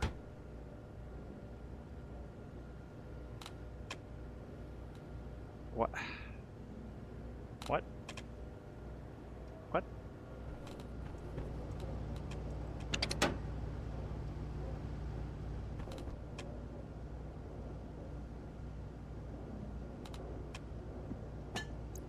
Excuse me. What are you reading for reagents? Reagents is 0.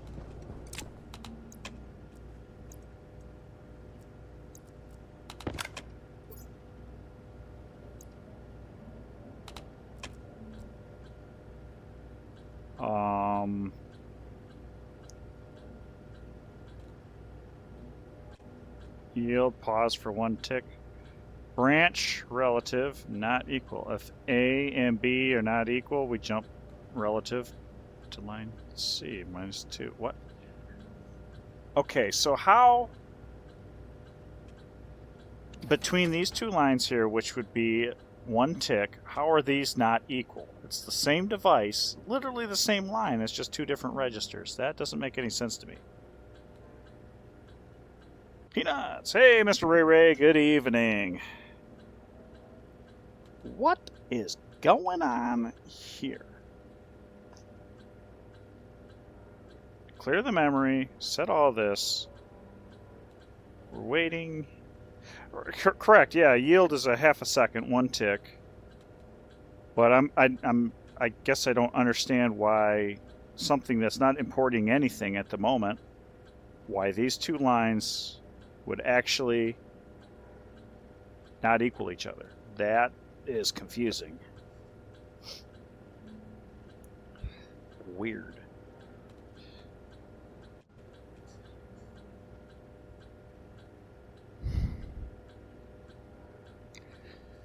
I don't want to really pause. Let's change the order. I don't think this is going to change anything, but let's...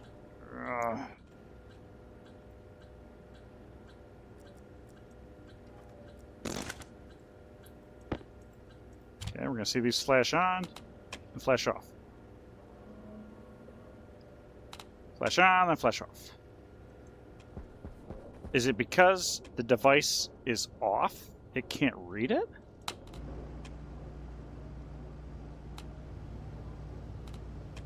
No. It's still flashing on and off. I feel like that shouldn't happen. Yeah, okay.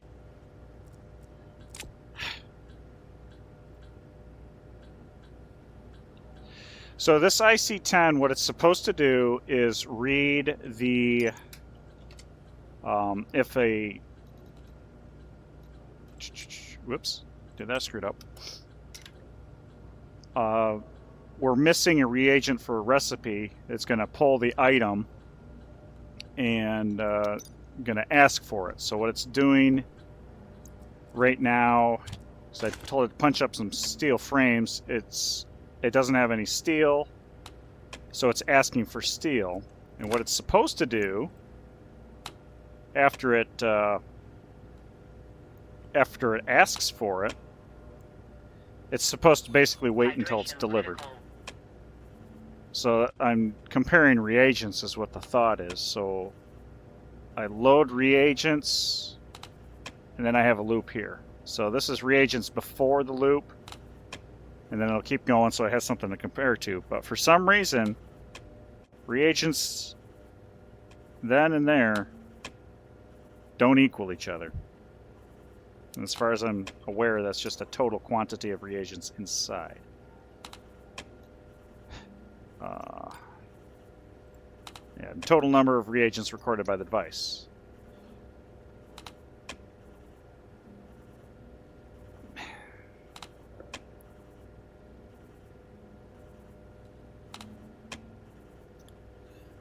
Uh-huh.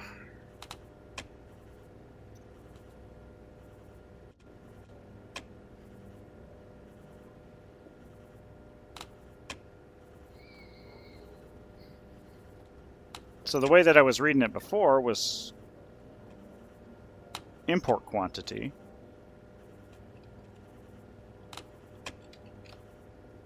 But I noticed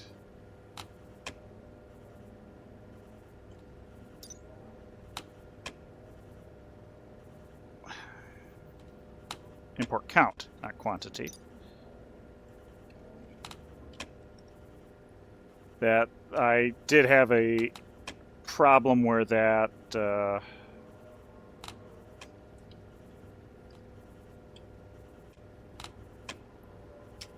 it did miss something. So, I mean, this part works where if the import count is 0. Now, don't tell me.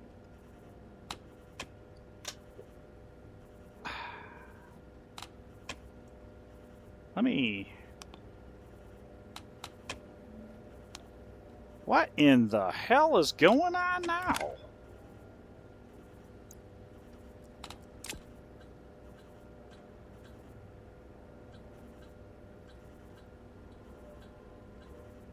Load into R15 from the reference device the import count. Branch not equal to 0. Which should be clear.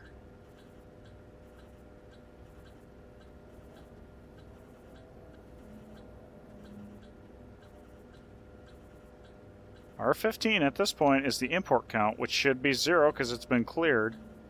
-2. What is going on here? This is... Did I forget to write the code? I mean, that's possible.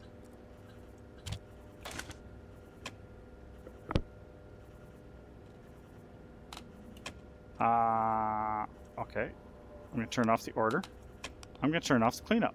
There are no scripts acting on this circuit other than this. What the actual heck?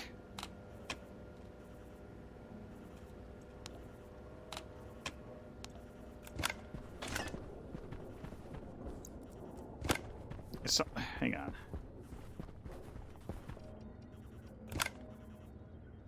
Requested ingot.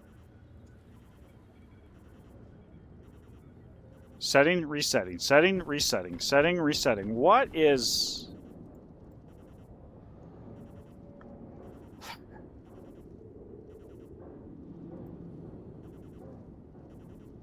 So this did apparently sign the hash, but still...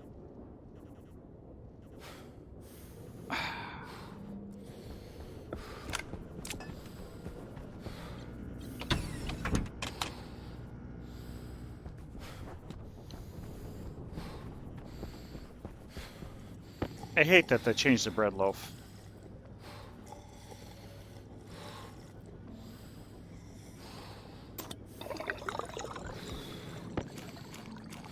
Let me go back to the damn French fries.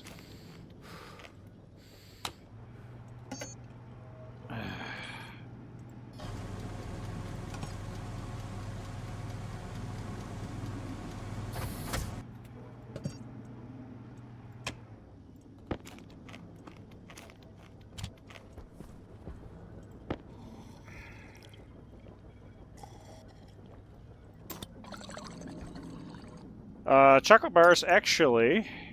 Oh yeah, the actual chocolate bars, yeah.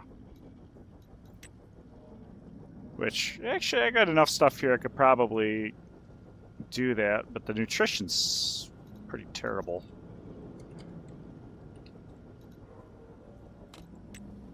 Yeah, at least these are like 2.5 times better. So, okay, so... I feel... like this is the same kind of crap I was running into on my Mars base with my Larrys. So we're flashing on and off, on and off, on and off. So let's walk through the code. Alright, so we walked through this, seem to have everything. So apparently, what's really annoying is that we go down here. So we read this, we get 8-bit, 8-bit, 32, so that comes out to 48. But apparently it's a 54-bit number. I don't understand where the 54 bits coming from.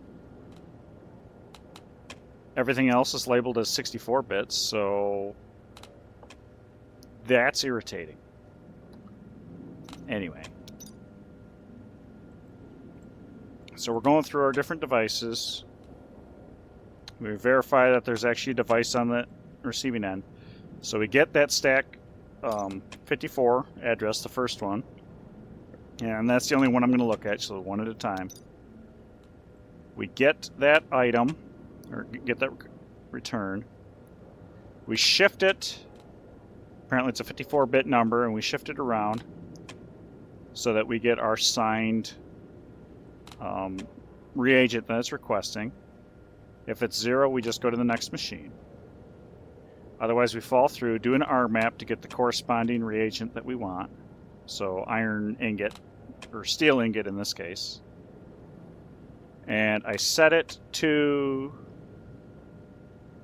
the IC housing. I clear the memory, or clear the memory on the reference device, which up here is the reference ID of the printer that I'm looking at. In this case, it's the autolathe. So I clear the memory of the autolathe. I turn on or adjust my chutes accordingly using the name hash. And that's all working. I turn on the monitor, which is why they're clicking on. Then I set the memory with the requested ingot setting to H ingot. I do a yield. I load into R15 from the reference device, in this case the autolathe, the import count, which should be 0. So here's what I'm going to do. We're going to do this. Sleep. Frickin' 5 or something too, I don't know. Set DB setting R15. Line 65 in this case, branch relative not equal 0 minus 15.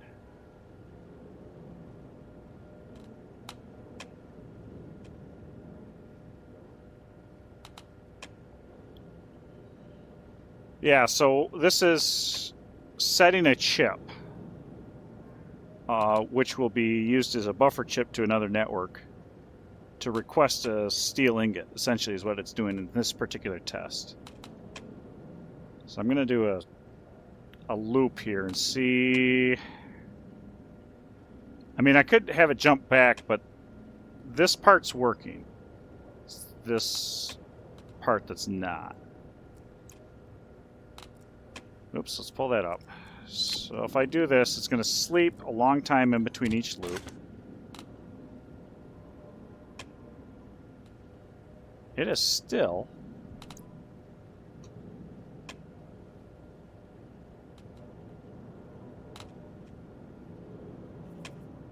What is...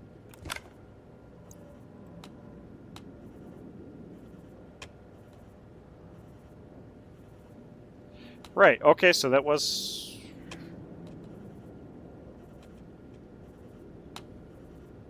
Alright, this is just going to be stupid. I'm gonna purposely slow down the script so maybe I can see some of these state changes on the... Okay, asking for steel ingot. Boom. Quantity 0. We know that that was a quantity of 0. So we got the steel ingot here. That's set properly.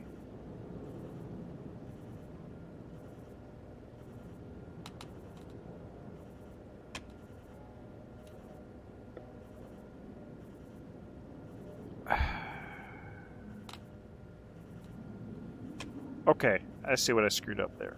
Dumbass. Cough, cough. That's what's supposed to happen here.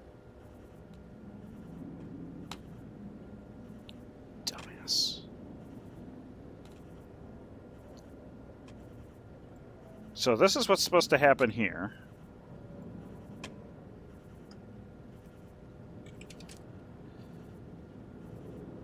So that, yeah, that was that. Okay, so if I do this, it'll stop flip-flopping because I'm a frickin' moron. Bam! And it stays lit. That's exactly what it's supposed to do. That is exactly what it's supposed to do. Now, however, like I said, this did... You know what I'm going to do? I'm going to do that. I'm going to comment it out so I don't screw that up again. Okay, so it's a load, not a 1.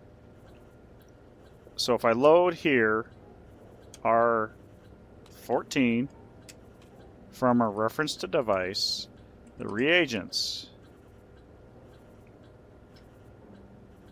yield,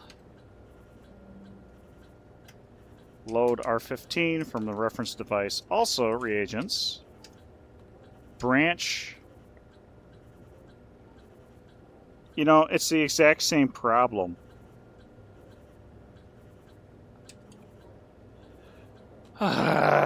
Okay, all right. Yep, good chat, good chat. There we go. There we go. There we go.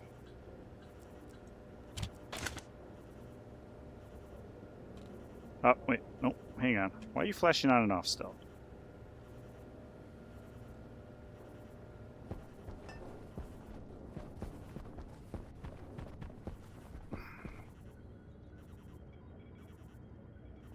Well, you're flashing on and off much faster.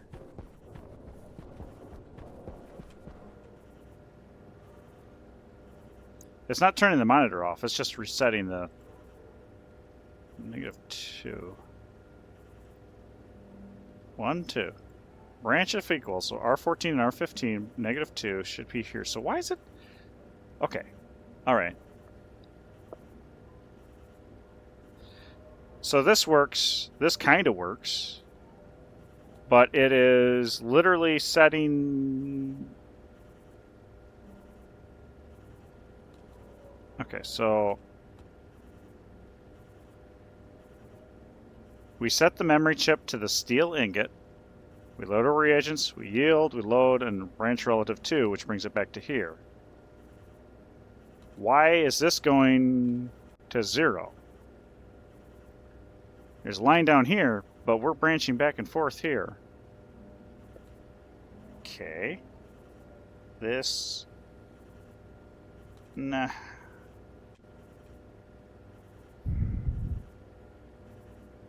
Well, I don't want to do a -4 because this is the reagents before the wait loop and the reagents during the wait loop. So if this number changes, it indicates that it technically either stuff was dumped out of it or brought in.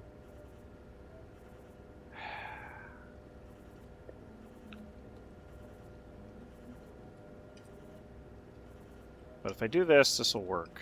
Kind of, unless I fall into that same stupid loop that I had before. What is going on? Yeah, so this will stay lit and it's not resetting the memory chip.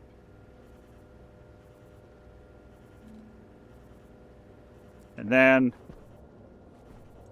okay, so this is off. Do I have?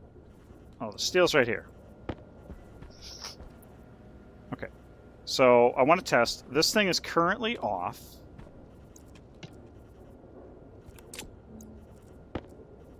I hit the right button. Incoming ads, by the way. We see import count 0.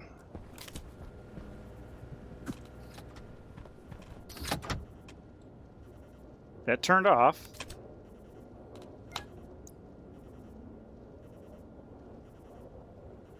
Import count also 0.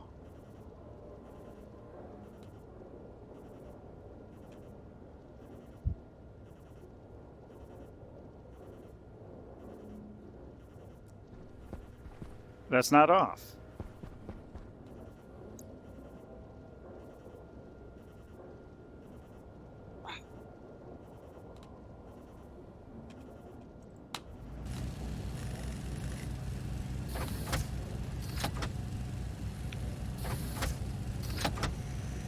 So if the device is off, the import count doesn't actually increment.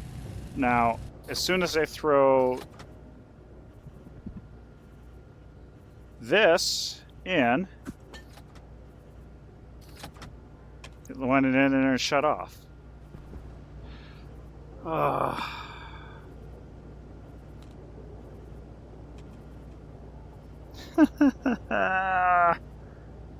Okay, well, all right, the next thing.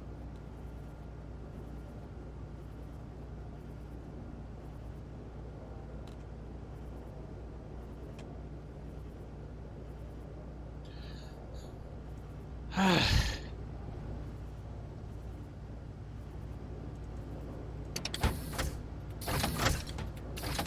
right, let's go use the can before the can uses me.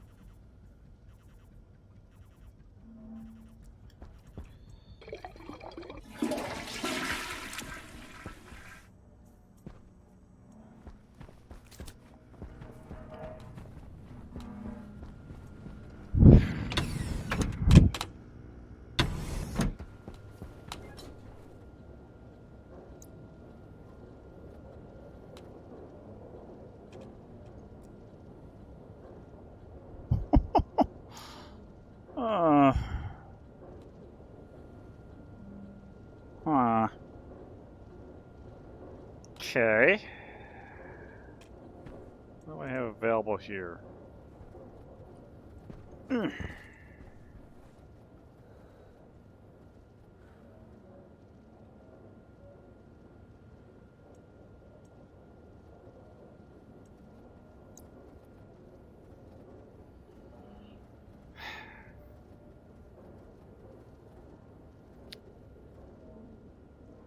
Mode setting. Quantity, technically. Well, no, setting output.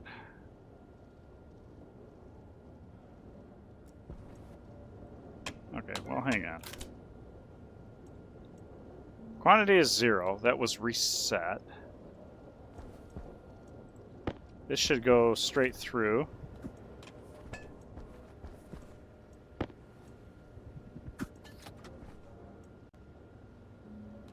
Quantity 1, that passed all the way through. That doesn't work.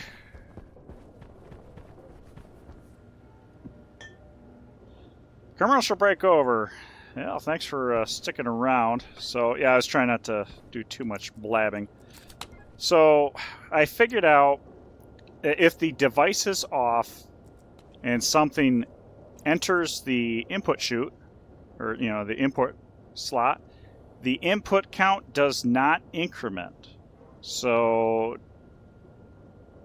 checking the import count doesn't work if the device is off. So I guess the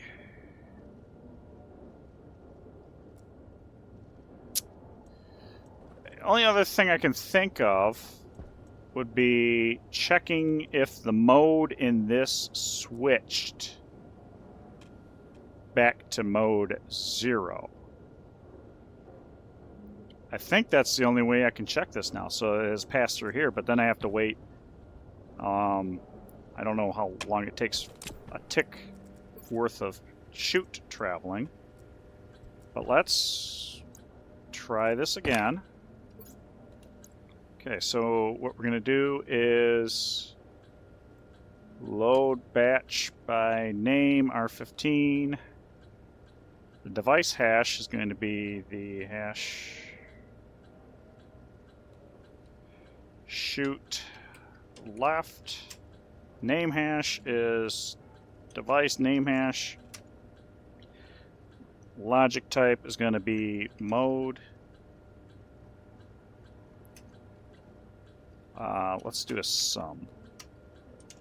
R14 H chute right. Device name hash mode sum. Now, what did I say it needed to be?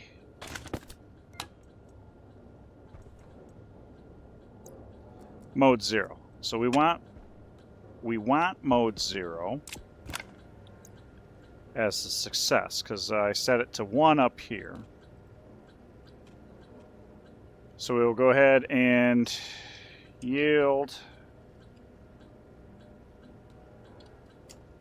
We'll just do this, R15 and R14. If it is not equal 0, indicating that the mode is set to 1 on one or both devices, we will jump back 1, 2, 3, 4 lines. Why would you send items to it if it is off? Shouldn't it always be on if you're going to make something? Well, yes, but if you tell it to...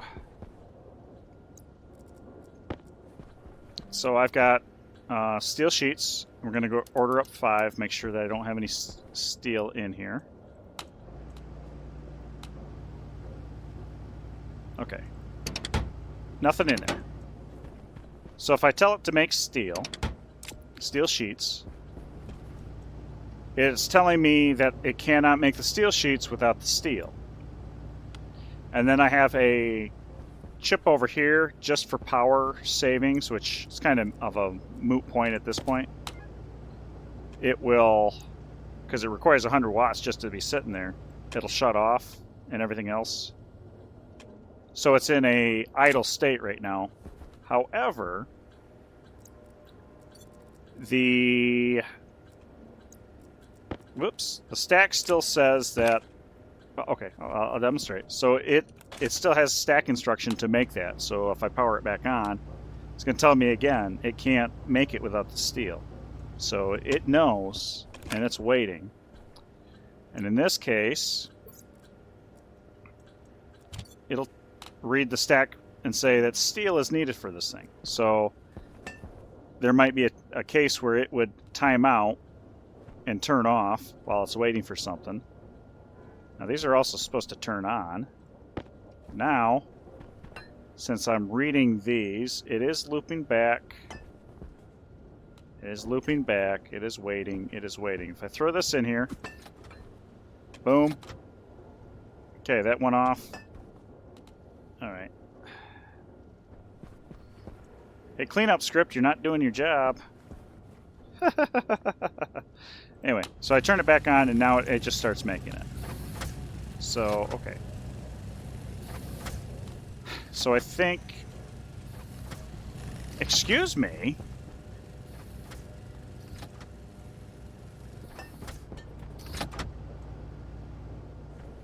Excuse me, sir. I think you are mistaken. Oh, you know what? That was probably...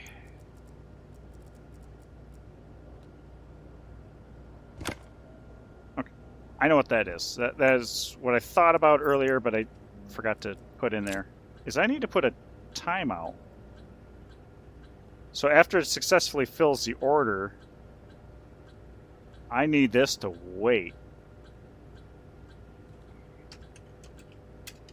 To make sure it actually gets in.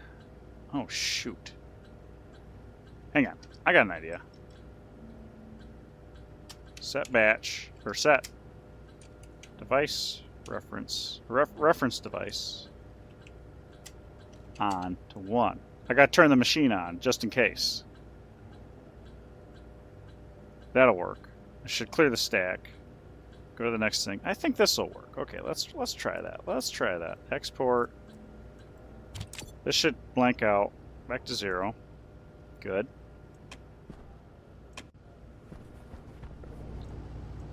Let's pull that out again. Yeah, see, just turned off. Steel sheets. Let's make 5 more steel sheets. Boom. Should see this pop on momentarily. Yep, okay, we need steel. Steel shipped. Steel made it in. Turned it on. It's going. You should not repopulate with steel. Okay, I think I worked around that. And that would update the... Okay, so that's the next thing. Let's test a little more advanced case. Something that requires more than one of those. Okay. Let's go ahead and do that. Alright, so what should we make out of here that's going to be kind of useful?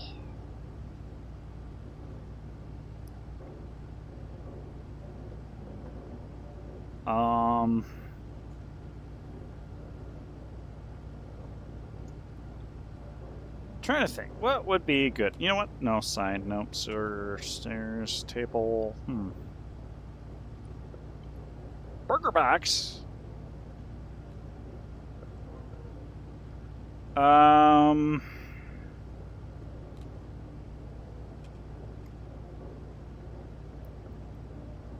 That's kind of interesting that that's actually made here. You know, something I need to do. Combustion centrifuge. Invar and yeah. So let's do that. Let's punch one of those up. Combustion centrifuge. Let's go ahead and punch up one from the auto lathe. First up, it wants Invar. So let's grab the Invar. Actually, yeah, there's Invar. So we'll kick that up. Invar. Boom. Okay, that's happy. Cycle back through. Oh, now it needs Constantan. How much Constantan does it need? Okay, 5 grams, not enough. Did I pick the wrong thing for this?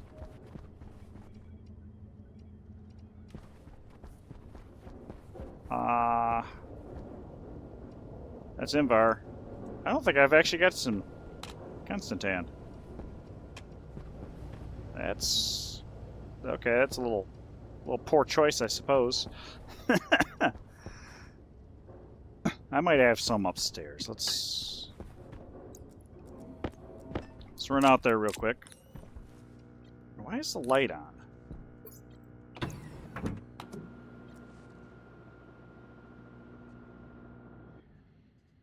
Door tank stacker silo. Yeah, alright, let's get up here. And Constantan should be... Well, hang on. Let's read my memory chips. Hopefully that's one I have. Constantan. We do have Constantan. Alright, I just gotta remember what frickin' silo it is. Copper, gold, silicon, silver, nickel, steel, solder, Invar, electrum, Constantan. There's Constantan. Silo, you got 1, right? Actually, this should just work. Boom. Dumped it. Okay. Wait. That was actually the wrong... Yeah, okay. It's gonna kick... Yep, there we go. Now it's gonna go out the correct way. There we go. So now it should be... Oh, God. Did I... Whew. Got lucky there. Got lucky there. I didn't have these chutes all figured out yet. But that's the other side of the memory chip. Okay. So I should actually have Constantan in the machine now.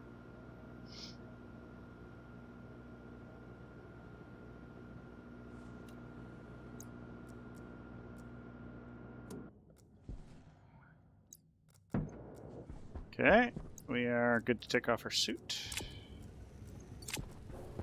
All right, it is yellow. It is making it. So there we go. That worked very well. That worked very well. So it seems like this side is ready to go. Let's go ahead and hide those chips. Okay. All right, well, that's good. Okay, so this side is ready. So I can punch up something. If it's missing it, it'll request it. There we go. There's my combustion centrifuge that I'll use definitely sometime. So, okay, that took up a lot of time. Let's finish by hooking up the rest of the chutes outside. And that'll let us, that was spooky sounding. Oh my goodness, that was a good vertical launch. Yeah, be ready to do the rest of the stuff tomorrow. Get this side of the chip done. So down, over, and why are you having such a moment? Okay. Down. Down and down. Or over and over, rather. Over and down. Down, over, down. Come on. There we go. And this is the last one. I think I've got these all named properly, but we're going to double check that. Because if that doesn't work, that would stink. So let's throw that there. Let's close this up. Done. You are item Hastelloy. Okay, so you're ready to go. Everything's hooked up. We just need an IC-10. We have a housing? Okay. Alright. You are... Yeah, your silo read and ship. So the other one, the waiter downstairs, is the one that controls you. Okay. Good. It's beautiful. There we go. So we're all... Oh my god.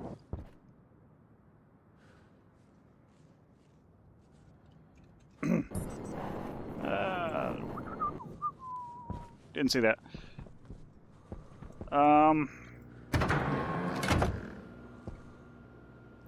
Yeah, so I need to rewrite the one chip and rename some stuff inside. Just to keep everything how it should be.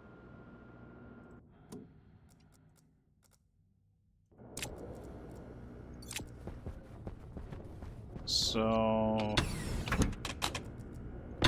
let's set this.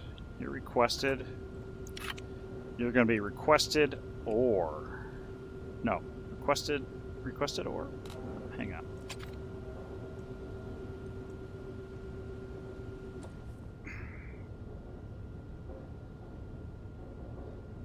That's not requested or. That's what this is. Item name is going to be requested. Ingredient. Item name. Yeah, I'm just going to leave this as is. That's fine. Chip on the other side. Yeah, okay. So where did I guess I may have been mistaken where that other cable came out.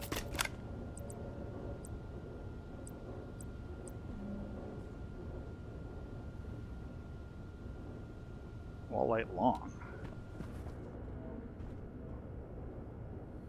What?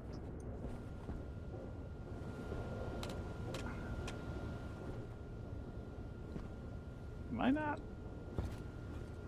Oh, hang on.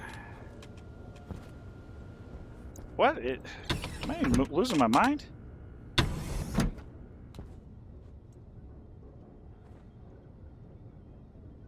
Is that one next to the... Oh.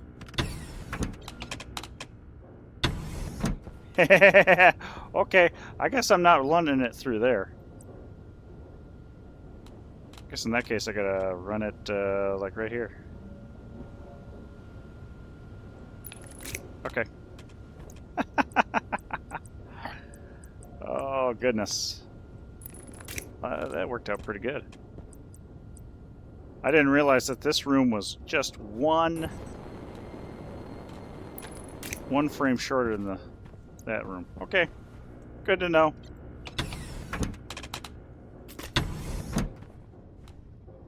Ooh, oof, oof. That sucks.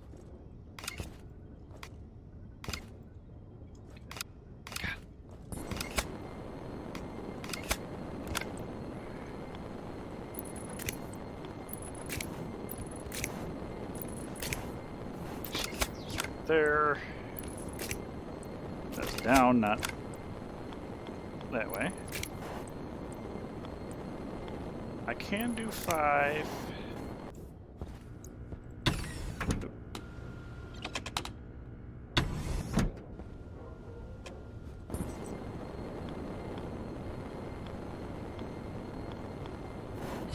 Five, 3. It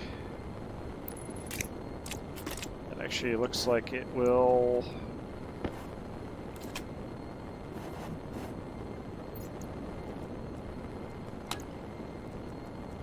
Network requested ingot, shipping ingot. Okay, so that's already there. Good.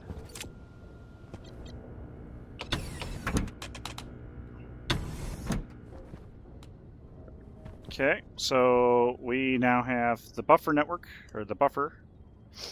So tomorrow we'll work on the other side. So the theory with that is going to be, so this chip sets the item over here that it's requesting. Right there. So set requested ingot there. So a chip's going to be monitoring that chip. So an IC10 on this side is going to be monitoring that chip. And then it's going to check the silos to see if it has it. If it does, we'll set this. And so then this monitor will reflect that it's being shipped. And then once it makes it here, it's going to clear the requested chip. And having seen the requested chip return to 0, it will then clear the shipping. So that should automate pretty much everything. I still have to manually punch up everything, which I can change in the future and have something. But that will get it so I don't need to manually load these anymore. Which hopefully that'll be a good thing, but it also might be a pain in the butt because I'm going to have to get a bunch of ores. So that would probably be a good time to make one of those outposts, get the fun stuff, like the particularly cobalt. Well, cobalt is one of those that I probably really need a deep mine so I'm not blowing up my furnace. But if I do find it, I'm going to degas it in my other furnace instead of my actual degassing furnace. So now Invar, I'm going to drop these off.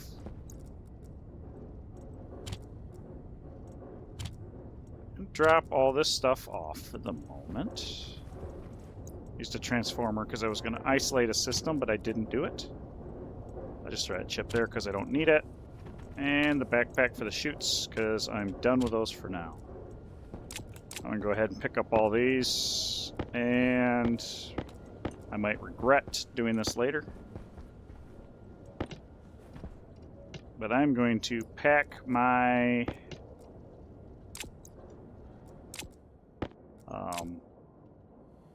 let's see about packing my silos. So that's some of the... Actually, I'm just going to go ahead and grab the rest of the ingots. This is not necessary. But I feel the need. I'll just drop that there for now, because I just want to grab all the ingots I can. Now clean up my messy floor. Do I have any more, or is that it? Okay. Not including what's in the machines. Technically, I could also load up the machines, but I want to test out my system. I have a chip. I have a housing, just in case I need it. Let's go outside. Do I have a junction? I think I do have a junction. Oh, God. I just wasted a little bit of oxygen, but I don't have a problem with that. Alright, so, yep, we'll throw ingots into our system here.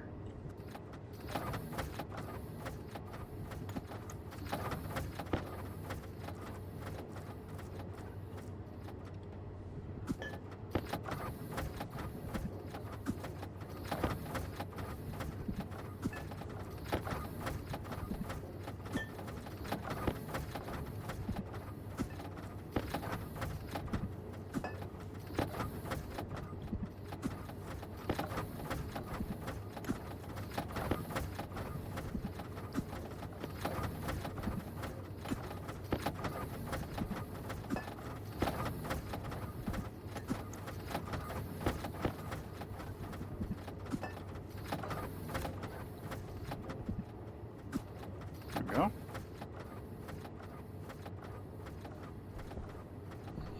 So is anybody up to 2? Silver might actually be up to 2.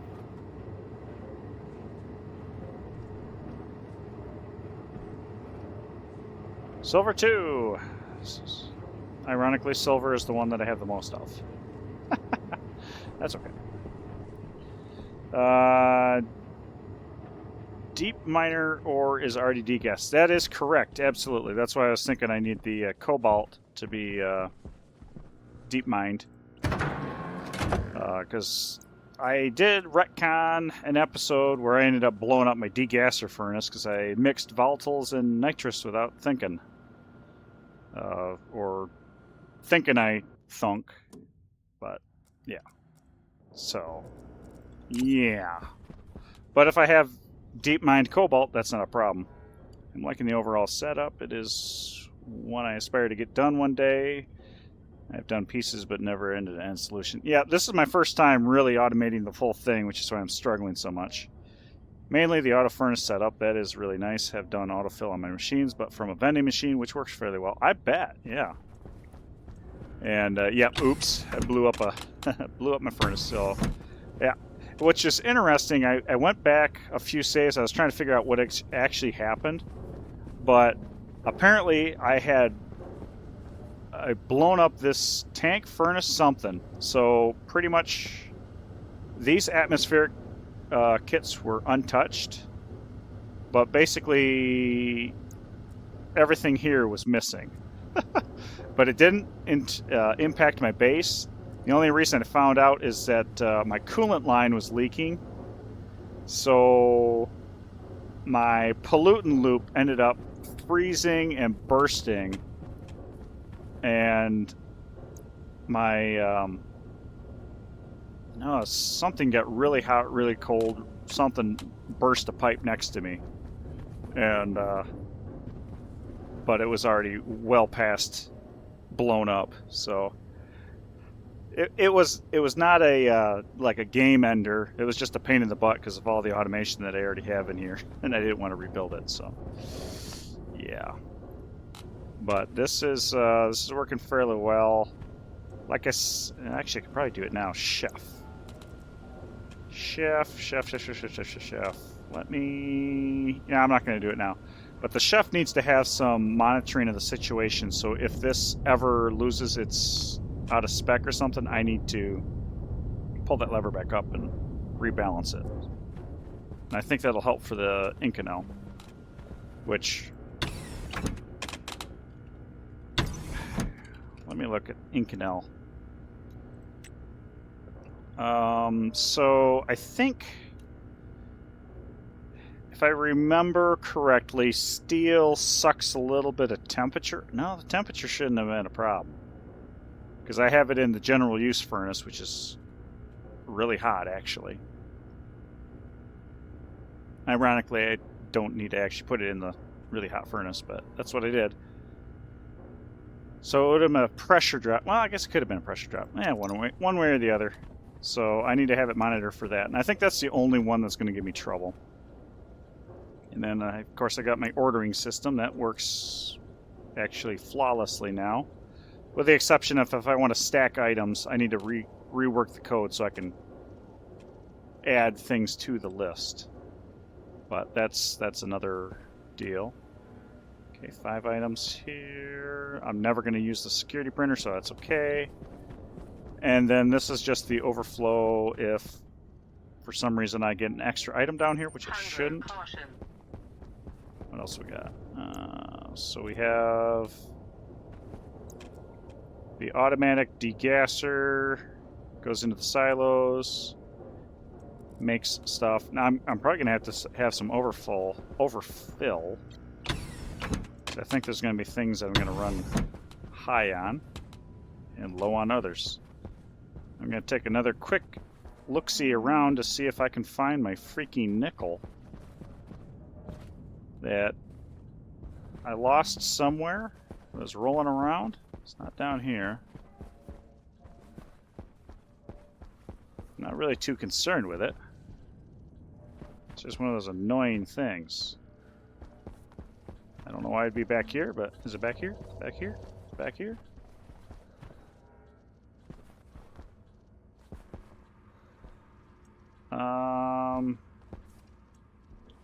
Maybe I should do a home decor.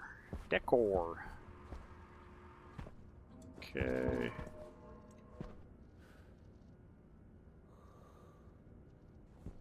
Oh, that's for injecting more pollutant. Hydration critical. Speaking of which, do I need to do that? Gas. We have plenty of gas, so it means we're not necessarily condensing as fast as we'd like. Wait, why is the pipe network? Wait. Why is gas cooler than the liquid? Would evaporate and lose temperature. Okay. Condense, cross, counterflow. Okay, what do I have this set to? 4,800. They could actually bump that up a little bit.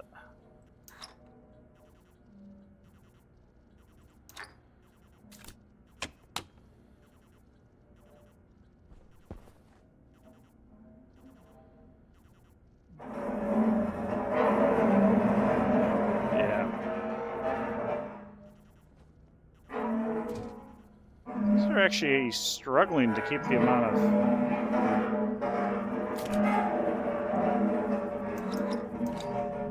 Okay, we'll go back. Is 4,900 good enough? I mean, technically, I could even lower that further. And that's just... Actually, that's literally one of these evaporation chambers. Just for funsies.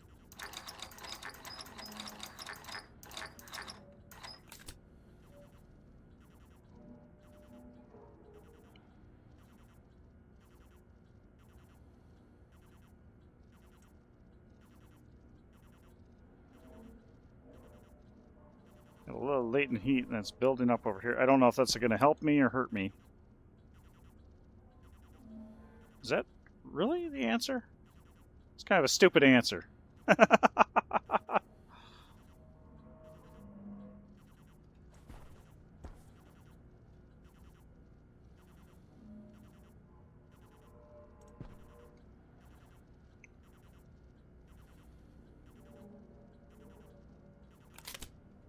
$25.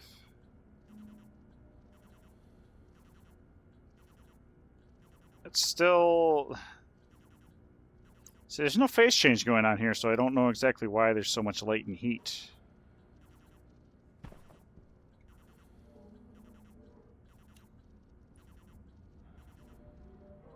$103.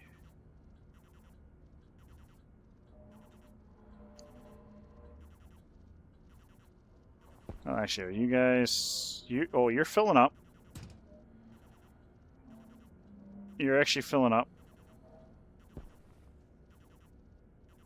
Okay. You're kind of filling up. Alright. You're full. You're full. You're full. Alright. Right on. So I'm actually getting more liquid in here. It's kind of neat. That confuses me, but alright.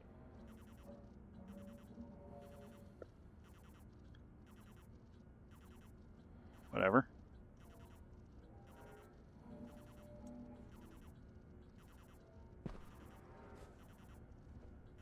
That's... yeah, about 70 kilojoules. That's about right. I can't fit through there. Nice. Yeah, basically 70 kilojoules right there. Dumping into over here. So I'm wondering if maybe I should... that's got low pressure already. There's no gas over here. Oh, okay. So we are effectively condensing all that we can. So technically speaking, we aren't evaporating as much as we can. But there's also a lot of pressure in the pipe.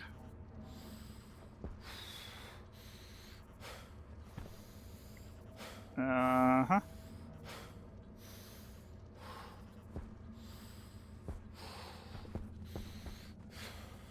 Okay, whatever. Eat, drink, and be merry, and be happy with what we got. And we'll see if that actually does something for us or not. What's our coolant down to? 89.4. We lost about 3 degrees, which is 3 degrees over 3 hours. We're losing about 1 degree an hour, but we're dumping 70 kilojoules of heat. So that just tells you how much frickin' heat I've got on the load side. So, well, yeah, that's... well, we made progress. We figured out a few things. Figured out I'm kind of an idiot when it comes to programming, apparently. Not equals 0, equals 0, all that. So, yeah, whatever. Okay. Let's see. Don't have a sanitary need right now, of course. Wait, why has that got damaged? I don't know. Helmet, suit... jetpack, belt, uniform, glasses. How are we doing here? I think we're still okay. Yeah, I don't think anything's really getting used. Kind of waiting for the sanitation to pop up. But yeah, maybe I'll do some sugar and stuff. Yep. Yep, it'll be a good night. I think, yeah, tomorrow we'll finish the other side of the automatic ingot ordering machine. And then I guess the next thing after that will be outposts, because that's where I'm going to be. So maybe I'll take one out of Balin's book and do a rocket site-to-site transfer. That'd be kind of neat. So, yeah. Temperature low. Temperature low. So that I'm going to call it our night. So a real good, productive night. So I'd like to thank everybody for watching, and we will catch you next time.